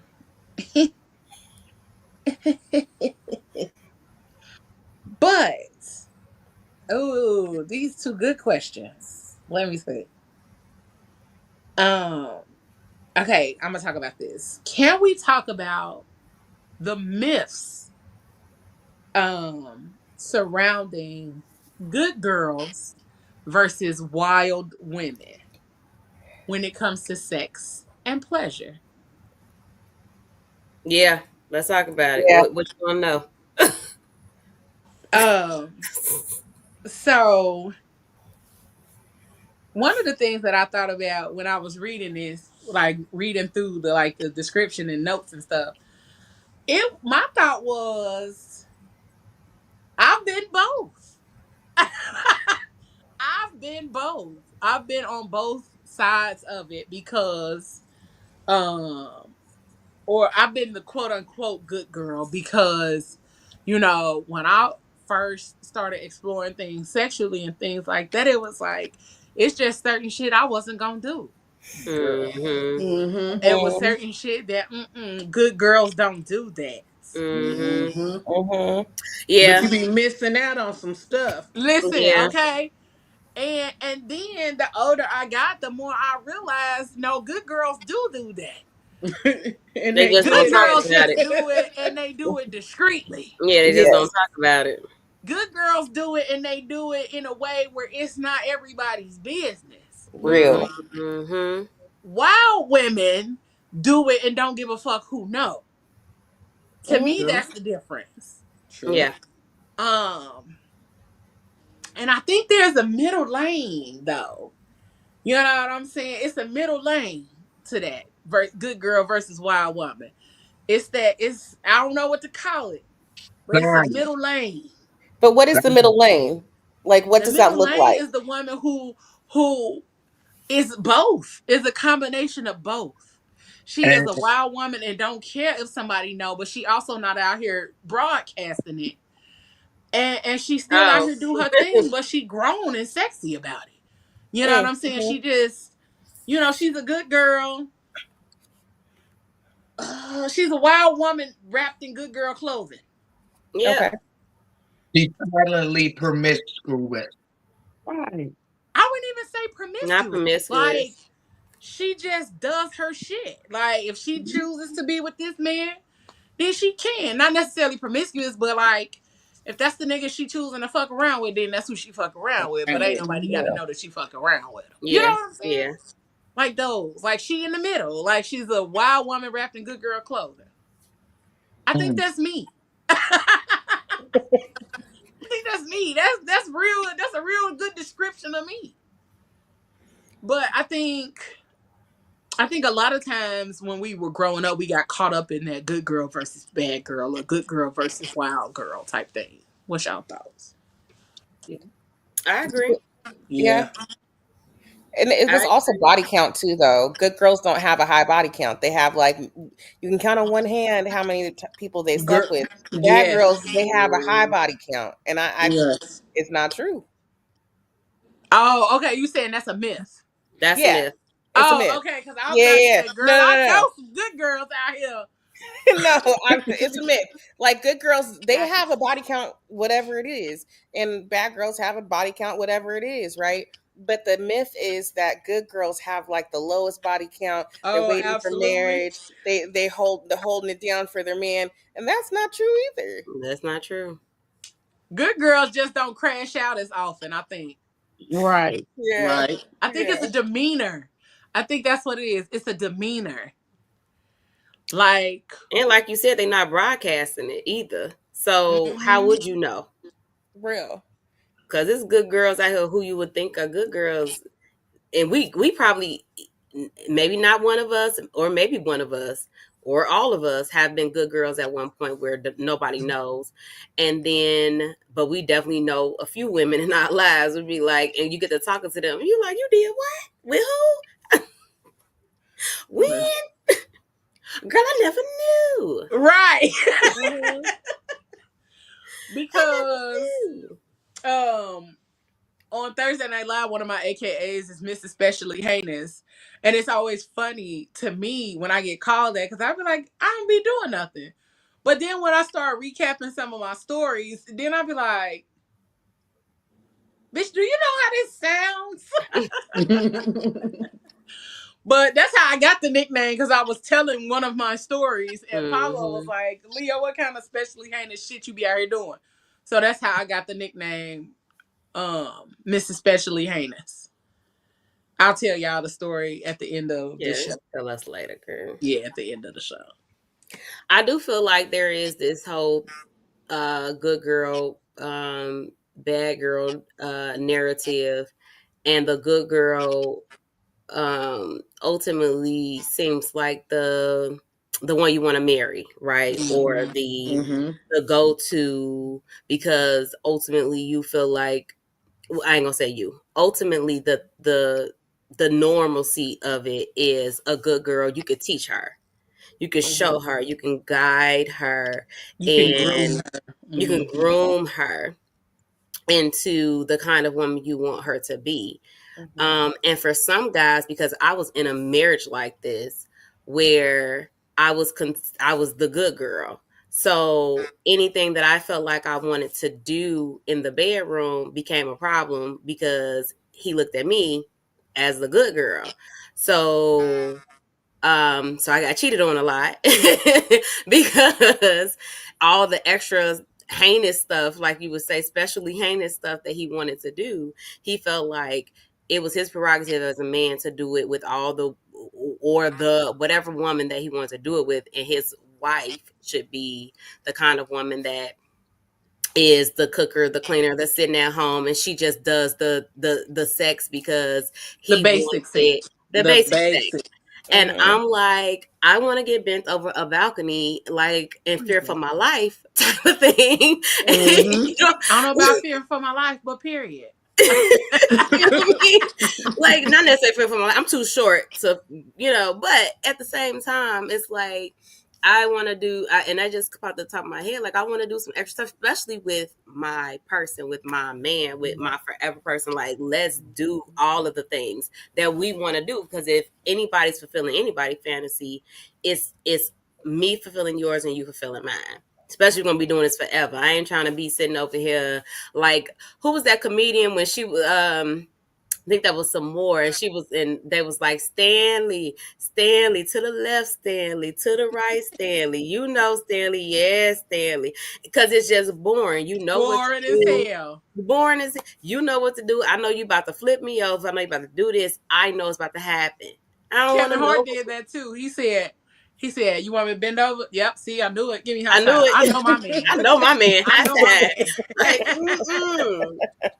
I know my man. and it ain't gotta be extra and crazy all the time, but at least some type Spicy. of, you know, Yeah. explorative thing. Mm-hmm. Mm-hmm. And I think that's really, really important for us to really know that being a good girl does not mean that you're boring. Being a good Real. girl does not mean that you don't want to do the things. It just means that whatever the things that you're doing, you sometimes it just means you just want to do it in private. You don't need everybody to know, or you want to do it with your person. Right. Mm-hmm. That's all I have to say. Absolutely. Absolutely. I was just wondering what y'all was thinking about the good girl versus bad girl, because that's definitely one of the things that I think a lot of people have all of these ideas of what a good girl or what a bad girl is, and the reality is that both of them be doing shit. It's just the demeanor and then how they handle doing those things. Because I grew up, so a lot of people thought I was the bad influence. Okay, just because I was loud, I was boisterous, I'm tall, colorful as fuck. So they always thought I was the bad influence, and I used to be like, no, I hang with the bad influences. I'm the one that keep these motherfuckers out of trouble. They just quiet. I'm Right. like, how I'm the bad influence and all of them got babies? How am I the bad influence when these bitches can't go nowhere unless I go? So help me to understand. Um, but the same thing as I got older, one of the girls that I was really good friends with, her mom used to think I was the bad influence. And I used to be like, I don't know why you think that, but it was because she thought her daughter was better. You know what I'm saying? She thought her daughter was better. And I chuckled when it came down to the fact that your daughter was the one out here, one, smoking, drinking, flunked out of college. I said, but I was the bad influence. Had a baby. I'm like, all of these things, and I was the bad influence, ma'am. How? Because I ain't started smoking until shit late. I wasn't humping until late. You know, I'm like, you had all of these preconceived notions about me because I was out here loud and proud. But it was your daughter who was the little hoe, not me. Not me. And then even like back in the day, it was a lot of church girls that was out here humping and hunching around too. Them 7-day Adventist girls, them long skirts Not made it the up over their 7 day heads. I tell you Adventist. that. I tell you that much. Um, but yeah, that's what I used to be like. Y'all really thought some of these girls were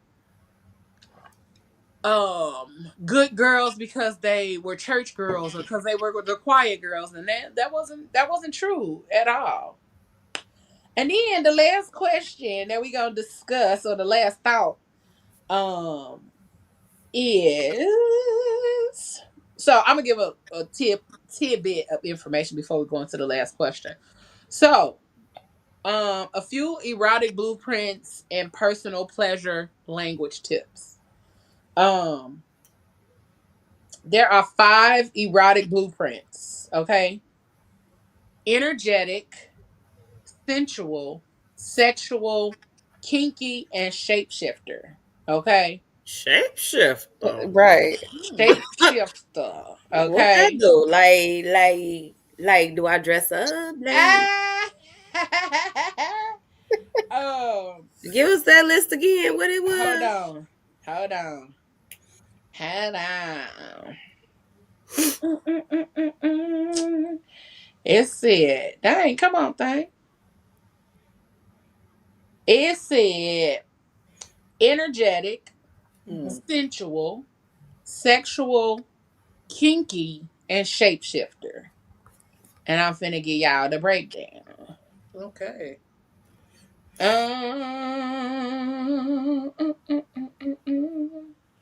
Hold on.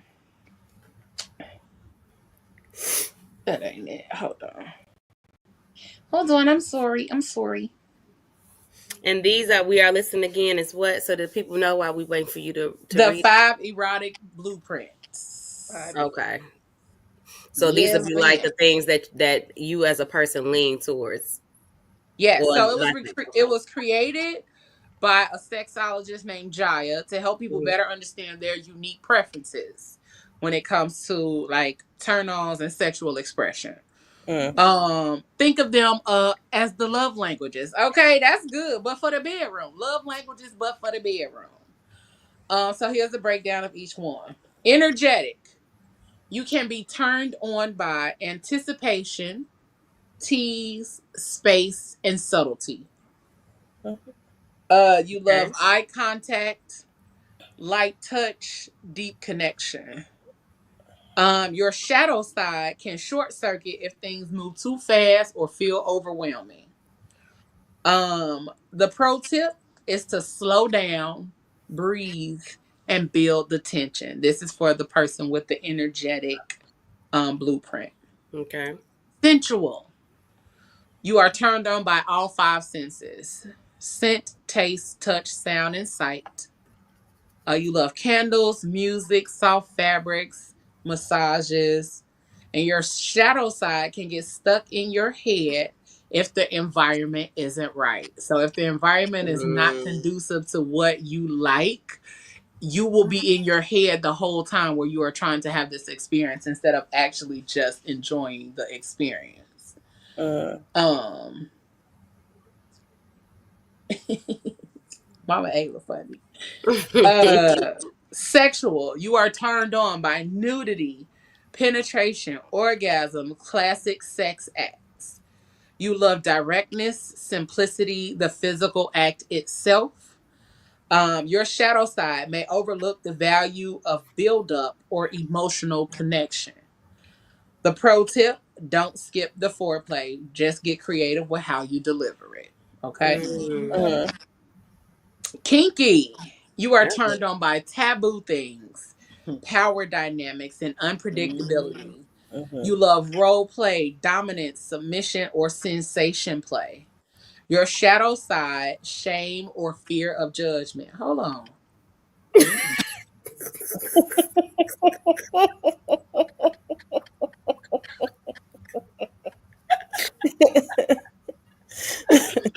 Because Not I'm like, you. wait, what?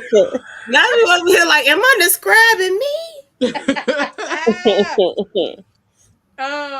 But look, I read that one and the pro tip at the same time. The pro tip: communication and trust are key. Explore within safe, consensual boundaries.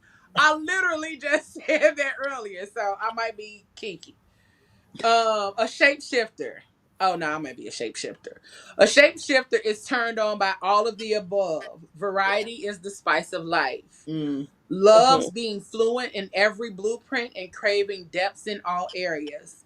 Your shadow side can feel misunderstood or insatiable. Pro tip: balance and patience. Communicate your diverse needs clearly. That's good. I like Each it. person usually has a primary blueprint, which is your strongest turn on, and may have secondary or shadow blueprints. Learning yours and your partners can lead to a more fulfilling sex life and deeper intimacy. That's good. Mm. Okay, I'm gonna share this because this is good. This some good shit. I love when we be having when we discover shit. When we be out here having these conversations and we discover some shit about ourselves, it'd be like, oh, hold on. Like Because I what? didn't know. I didn't know what I think I knew about me. Okay? I My, didn't know what I thought I my knew, but now favorite I thing know to some say. I more. never knew. Listen, now I know some more. I don't need to know no more because some of this shit I've been learning is a lot. Man. And you gotta Oh. process, right? You gotta You process gotta take learning baby it. steps. Process. Listen, so much. But my last question was it's a two-part question. Okay. When was the first time you realized pleasure was something you had to unlearn shame around? Oh, that's a good question. Whew. And then what Hold does it on, girl. Hold mean on. to Hold on. prioritize your own pleasure first without reverting back to that shame? Mm. Mm. All right, y'all go ahead. She said, nah, y'all go ahead. Mm. Ooh, Ah, let me go. Let me go go. ahead. Go Okay. You ahead, got boo. this. Okay, so the first time I realized that pleasure was something I had to unlearn shame around was Now look, I was a little hot ass, okay? I had Come on, make it plain for us. um I was always attracted to older men. And I think I was what 17 and a half, getting ready to turn 18, and this guy, he was like 30. And the you know how your parents be always like, you young, you don't want to mess with older men, you want to do all of this, and they trust, they put the fear of God in you. Mm-hmm. And but this older man, it was like he taught me things that I didn't think I would ever want to do. And I was like, Listen, hold the up. thoughts that's on her face. I was like, wait a minute, hold up, wait a minute. I had to process it because I was like, ooh, if my mama knew I was doing things like this, or, especially when it came to oral sex. You know what I'm saying? It was Mm-hmm. like, you don't let him, my mama used to say, don't never let a man go down on you, and you don't never go down. Girl, the lies, baby, maybe she needed to let somebody go down. Okay. Anyway, I digress. But it was the fact that he taught me things that made me just be like, oh my Lord, let me clutch my pearls. Because that him taking his time, some people were like, oh, he was grooming you. No, baby, I was grown and I was fast and I did what I wanted to do. Mm-hmm. So it's like, I knew what I liked. I didn't want nobody my age because I knew they wasn't gonna satisfy me. I Mm-hmm. wanted somebody that could teach me some things and show me some things, and believe me, he was showing me some things, and he made me understand that just because you're doing these things doesn't make you a bad person. You're here to enjoy. Your body is here to enjoy this, and honey, when I stopped thinking about what everybody thought about it, the pleasure that was unleashed was Mm. uh, uh I'm sorry, I'm having flashbacks over here. Yeah, I could tell, girl. But That's okay. it helped mold who the person I am sexually. Mhm. And I am so forever grateful to this older man because I can enjoy sex and ugh, yeah. Let me yeah. Mm. Honey, yeah. Yeah, that shame is out the door. I'm gonna do whatever I want to do now. But yeah. Okay, girl. Yeah. Come back. Come back to us. Come back, Girl, girl. I Come got it. back. Yeah, yeah, yeah, yeah. Let me go and sip my tea. Hmm. Yes. Okay. I I guess I didn't get to that point in my life until I hit 50. Mm. Mm. And I just turned 53 on the 6th. But once I turned 50 and I have two daughters and my youngest one graduated high school when I was 49.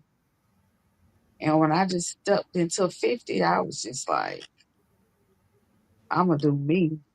Like I don't raise my girls. I'm divorced. It's just me, myself, and I. Although I never thought that I would have been in that space at 50 years old, but when I embraced it, I was like, I'm gonna do me. Like unapologetically, I don't care what nobody, think about it. Mm-hmm. Sometimes people, especially the older generation, feel like when you hit that age, you should act quote unquote a certain way. Mm-hmm. Like people are always blown away when I say how old I am. Strangers, even that I come into contact with. And it just blows my mind. Like, why is this you're supposed to act a certain way? Why you can't just do you? Mm-hmm. And that's what Mm-hmm. I do. I do me unapologetically, and I don't give a fuck what you think about it. Real talk, you know. Period. Yeah. Period. I think it took me a little while. It took me a while because I think it had a lot to do with not having the conversation about sex or not talking about sex or Mhm.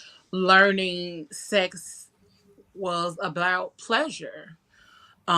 A lot of us were taught that sex is for procreation and procreation You only. know. You Yep. was Mhm. not supposed to be out here just humping for pleasure. Mhm. Um, and when I was younger, because I was definitely the girl that explored when I was younger. But there was shame around the exploration because I was hiding. I was like, I want to see what this is. And like I said, I had older brothers. And so they had back in the day when you had the book club and you could order books. My brothers had those kind of books, the real sex books that was about this fucking thick that you could order from Time Life or some shit. But they Not the had time like Yeah, erotic but they books. had the real books, the informational books. So I would read the books and then be like, oh, okay, well, let me see what this do. But there was so much like hiding or shame around it because I was like, I don't know if I'm supposed to be doing this or if this is something. Am I gonna hurt myself? Am I gonna fuck something up? Am I gonna bleed? Like all of those kind of random ass questions. But I think um and even the fear around getting pregnant and all of that kind of stuff. So when it came down to having sex, it was null and void for me until after high school. Because I was like, I'd be damned if I be pregnant in high school because I had saw Mhm. so many girls in high school that were pregnant. It was insane. And I was like, nah, I'm cool. Like one girl, by the time she graduated, she had like 4 kids, Jeez. Mm. pregnant with her fifth because she Oh, started having kids in eighth grade. oh Lord. Wow. Yeah. So it was like, wait, what? Mhm. What? No, I'm cool. I mean, we can kiss, but I'm scared to kiss because kissing get you pregnant. Cause that's what they told us. Kissing get you pregnant. They sure did. Kissing get you So pregnant. did. Um, Sitting on a boy lap will get you pregnant. I remember what they told everything me. used to Mhm. get you pregnant back in the day. But I think the older I got and the more I realized that I enjoyed sex or that I enjoyed certain things, there was still the shame around it for a long time for Mhm. me because it was literally like, damn, I'm scared to talk about this. But I could talk about it with certain homegirls and be like, yeah, I Mhm. dare you. But there are other people I couldn't talk to it about because I'm like, you gonna judge me Yeah. Yes. or you gonna make me feel some way because I enjoyed what I enjoyed, or that I Mhm. tried what I tried, and people say you ain't supposed to try that, so I ain't gonna say nothing. I'm gonna just keep it to myself. So I would say, oh, I would definitely say late 20s. But fully not having shame around the things that I've enjoyed is still in progress. It's still in progress. Mhm. I think I've been able to shed a good portion of it as I've gotten older, Mhm. but fully not having shame in the things that I enjoy has kind of like tapered off within the last 4 to 5 years. Mhm. And that's because like one, it's because I've learned to like truly not live within the parameters of somebody else's expectations of me because that's not my business. Mhm. Two, being in therapy and being able to talk through some of the things. And then three, just really giving myself the permission to be who I'm choosing to be without anybody else's mouth on me or brain thought patterns blocking me from doing so. So yeah, it's been a bit of a journey. I'm still getting there, but um it's been fun.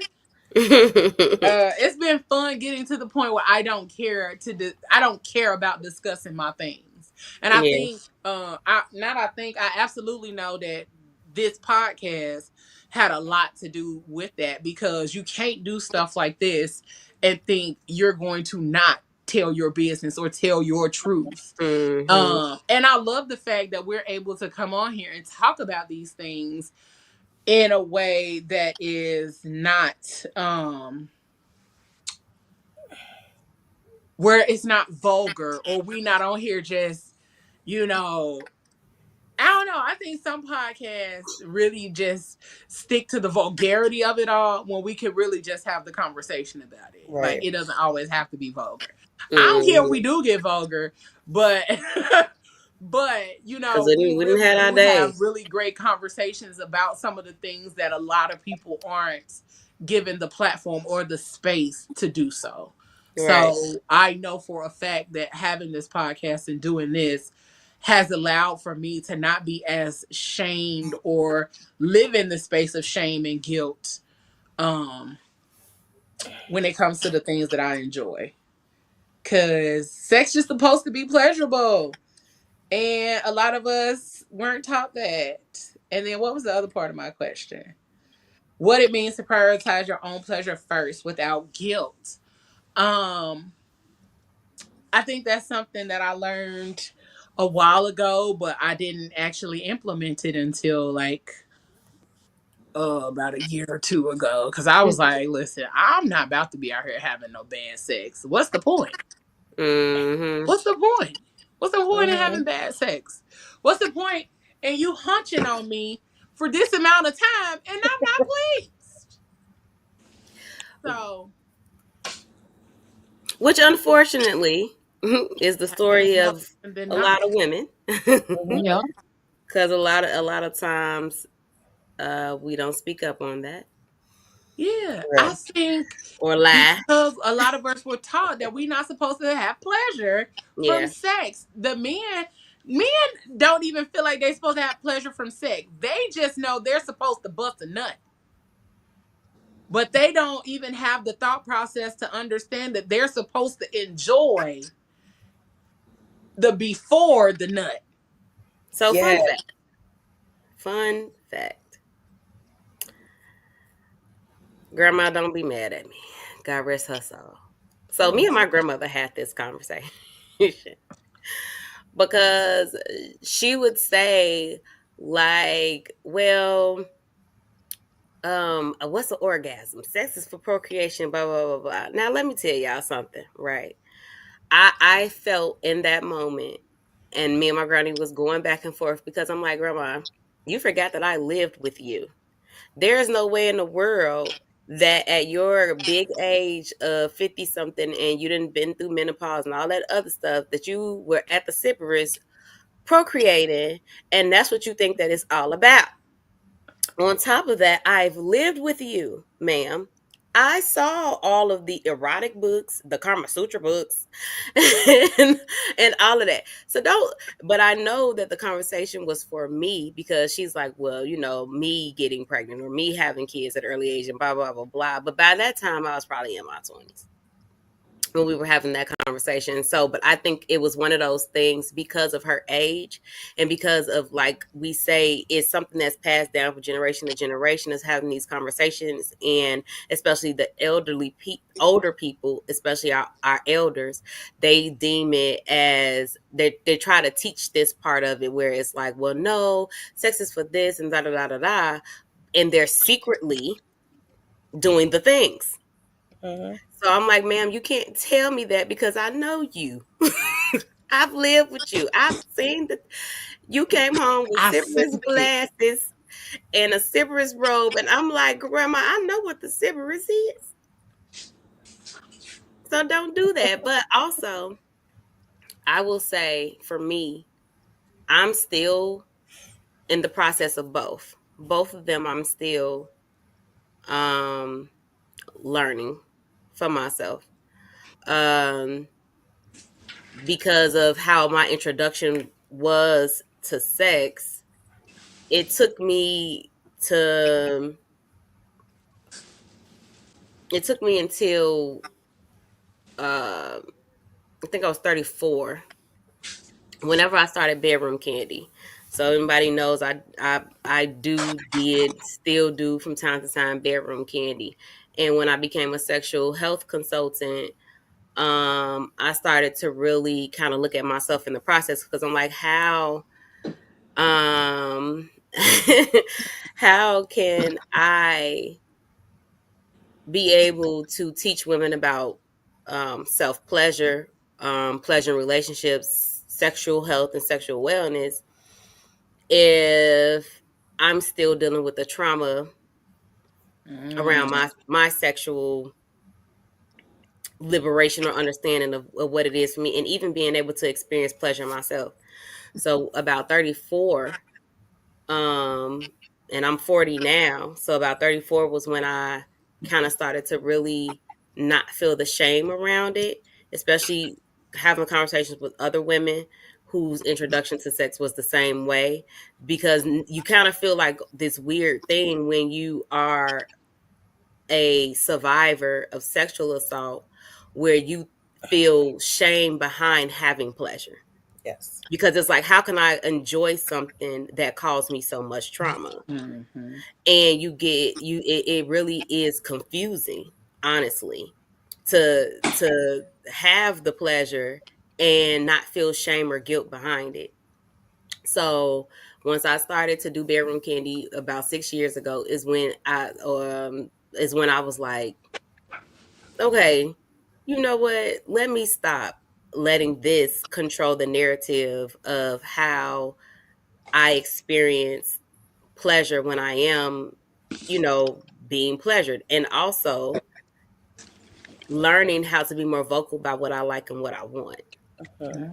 Mm-hmm. Because if I don't, if I don't tell you, you don't know. And then also, let me add, ladies, being mindful of the partners that you pick in this space. Because when you are learning yourself sexually, or just any kind of way, right? Mentally, emotionally, and you're dealing with a partner who's not willing to learn that with you or understand that, and say, I know I've been pleasing women all my life, and a good portion of them have lied to you. Okay? Mhm. They have lied to you. Come That's the on, first talk part. And the about second it. part is my pleasure and my vagina ain't hers. Real. So whatever Real you talk. did with them, it don't work with me. Don't group me in that, because you felt like you did this, that, and the third to all these women, that this woman is the same. I'm different. I don't like that. And I do like this. So be mindful of those things, ladies, moving forward. Not y'all, just anybody. When Mhm. it comes to knowing what you like and what you want in the pleasure realm, and being able to say, I don't like that. That don't feel good. Put that away. Like, there's nothing wrong with that. And I think a lot of times that shame or that guilt or whatever around all of that is part of the reason why some women end up being in situations sexually where they don't want to be in. You know what I mean? Mm-hmm. Like you said, laying there for 45 minutes unpleased and wait for it to be over. Woo. Don't got time for that. Mm-mm. No. Waste of time. And the crazy thing For is, for real. women, we our ability to have orgasms are sick, not sick in a bad way, but they're insane how much we can get an orgasm from the top of our head to the bottom of Mm-hmm. Mhm. our entire body is is a sensory overload of ways that we can experience pleasure. Men too, but ours is more. Yes. Ours is way more. And the fact that we don't know that, and that's been something that's been like hidden from a lot of women, and a lot of women don't learn it until later, is ridiculous. For real. That's why I'm trying to learn it now. No. Mhm. I'm I ready to get out here and be enjoying sex, even though I'm not having it right now. I That's all right. Ain't nothing wrong with it. Me neither. This some bull. Okay, no, I'm sorry. Sorry. Sorry. Somebody else can go. I'm sorry. It I is. was about It's to some have a moment. bullshit. Somebody else go. I would say I'm still learning. I feel shame a lot when it comes to thinking about my self pleasure. And so I mean, when I was 17, the first time I had sex, it was 5 minutes, and he got off, and I was like, Mm. "That's it." It was 5 minutes, Hmm. and he was older than me. He should have known better. And so, and then the next time I had sex with him, and he was my second person I had sex with again, it was 8. And I was like, so that's what I'm supposed to be here for. I thought I was supposed to be there for their pleasure, and then, you know, um that's it. And now that I'm getting older and I'm learning that I deserve to feel something, I don't know how to express it completely. And it's a Mm, confusing conversation to have when I'm still trying to figure out what I need for myself to even know what pleasure looks like. Mm. Mm. So, and it's not the touching myself. It's not the having sex by myself. I need to know how to be able to have sex with somebody else and still be able to be like, yeah, that don't work.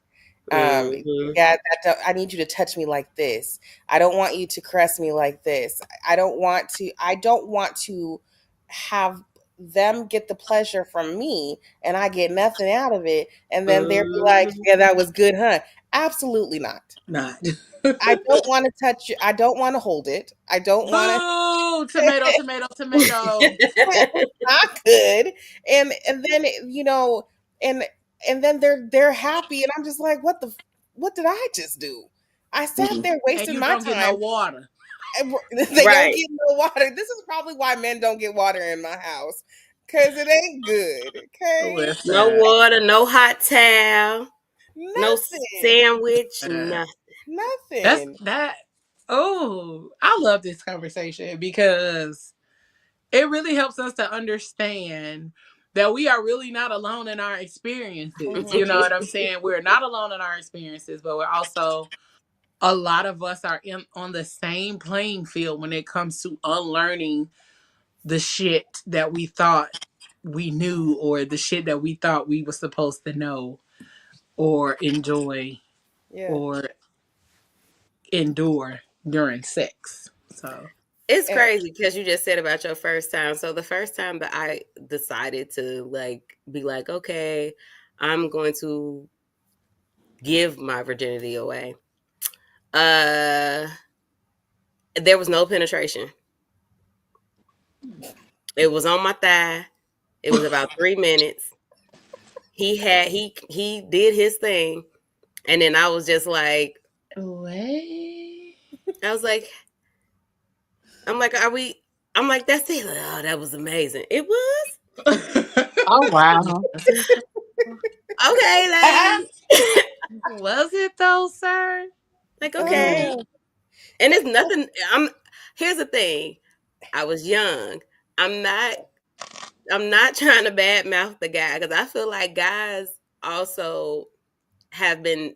They've been told some BS as well. Okay, Mm-hmm. so it's BS, and then we got our BS, they got their BS, and we trying to bring both our BS together and Together. create something. at least find Mm-hmm. the hole, though. That's the only It- thing I'm saying. Find the hole. Look, I've been thick all my life, but I know for good God doggone well. No matter how thick Got these that pussy. thighs were. But whatever. That was my Oh, experience. I figured since Lord, we were Lord, sharing, Lord, Lord. since we were sharing, I was like, you know what? You Listen, right. You right. well, I hope y'all learned something tonight about what it's like to be untamed and unapologetic, and what it looks like to start reclaiming your pleasure, your power, and your divine feminine or your divine masculine.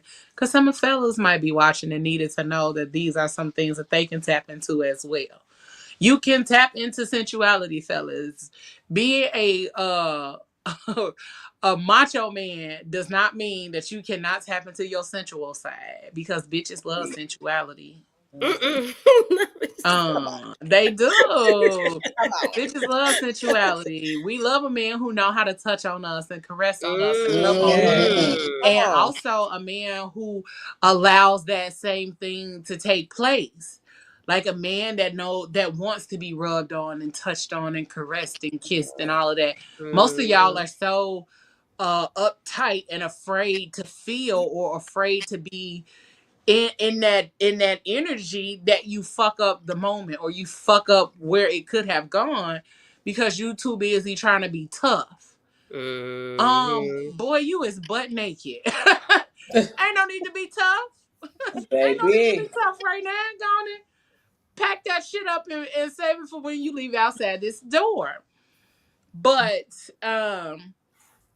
we will we are working on being able to bring a lot of the conversational pieces from both podcasts to our social media. So not just clips and things like that, but also the information that you guys that we talk about in the shows, like the erotic blueprint. So we are working on being able to put those things out for you guys, so that way you can look into it, look it up, and even the article that I talked about with old girl Whitney, just being able to share those things with you all, so that way you all don't have to like rewind through this whole thing again and again and again, but you can.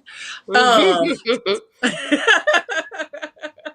but so that you all can tap in, gain an understanding, and really get from these conversations what you need from it, because it really is important for you to embrace who you are sexually, stop living with shame around your pleasure ideas, thoughts, and desires, and truly like step into who you are or what you like. A whole lot of what? Hey, what you like? Okay, what you Me on the like? Me what? on the what? Oh yeah, Okay, me and okay. Leo will jump into a I sure song will. break in Y'all two will seconds. learn. If y'all new here, y'all will learn that I will jump into a song break soon as I get the thought process. Okay. Yeah. But we definitely are getting the information to you guys. We are stepping into a new era with PGC and PGC After Dark, and really revamping and doing some things, because we want y'all to have the information, but we also want you guys to be able to tap back in with us, learn something new, learn something different, and evolve and grow in different ways, because that's what life is about. Not staying in the same old funky, fucked up ass energy, feelings, or emotions, okay? Because if you sit in shit for too long, you start to smell like it. So we don't want that. So we hope that y'all had an amazing time with us tonight, because we had one with y'all, okay? We had an amazing time with y'all. We definitely enjoyed the conversation. I know I did, and I definitely want to thank the aunties for making this a space where I can come up in this thing and actually truly let my hair down, even though this ain't mine. But let my hair down and discuss some of the things that are on my heart, because I don't always have those safe spaces to be able to do that.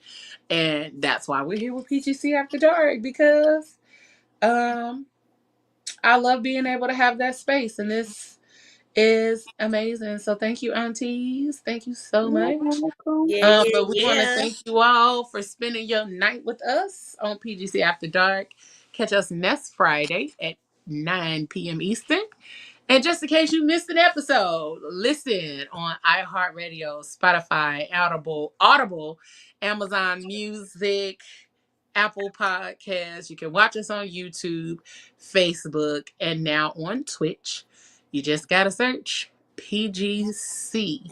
You can search PGC After Dark, or you can search The Fat Girl Chronicles, and you will be able to find us on all of your podcast streaming platforms. All right. So we bid you adieu. So we tell you, keep it grown, keep it sexy, keep it classy, and always keep it spicy. I'm your girl, Leah Rochelle, with Auntie Lindsay, Auntie Ayla, Auntie D up in this thing, Auntie Regina, and Auntie Lynn. We want to thank y'all, and whatever you do for the rest of the evening and the rest of the week, y'all, don't do it with your half ass. Do it with your whole ass, y'all. Good nights. Good We love night. y'all. We appreciate y'all. And we hope you gained something that you can share with somebody from this here podcast. Y'all have a good night and enjoy y'all weekend and make it sexy this weekend, you know. Make it real sexy. Do something different. All right, y'all. Mhm. Y'all have a good night. We love y'all. Peace. We out this We thing. live. Trust, dependency, love, respect, passion, pain, intimacy, pleasure. I sit here stuck inside my head, remembering you and I analyze all those things you said.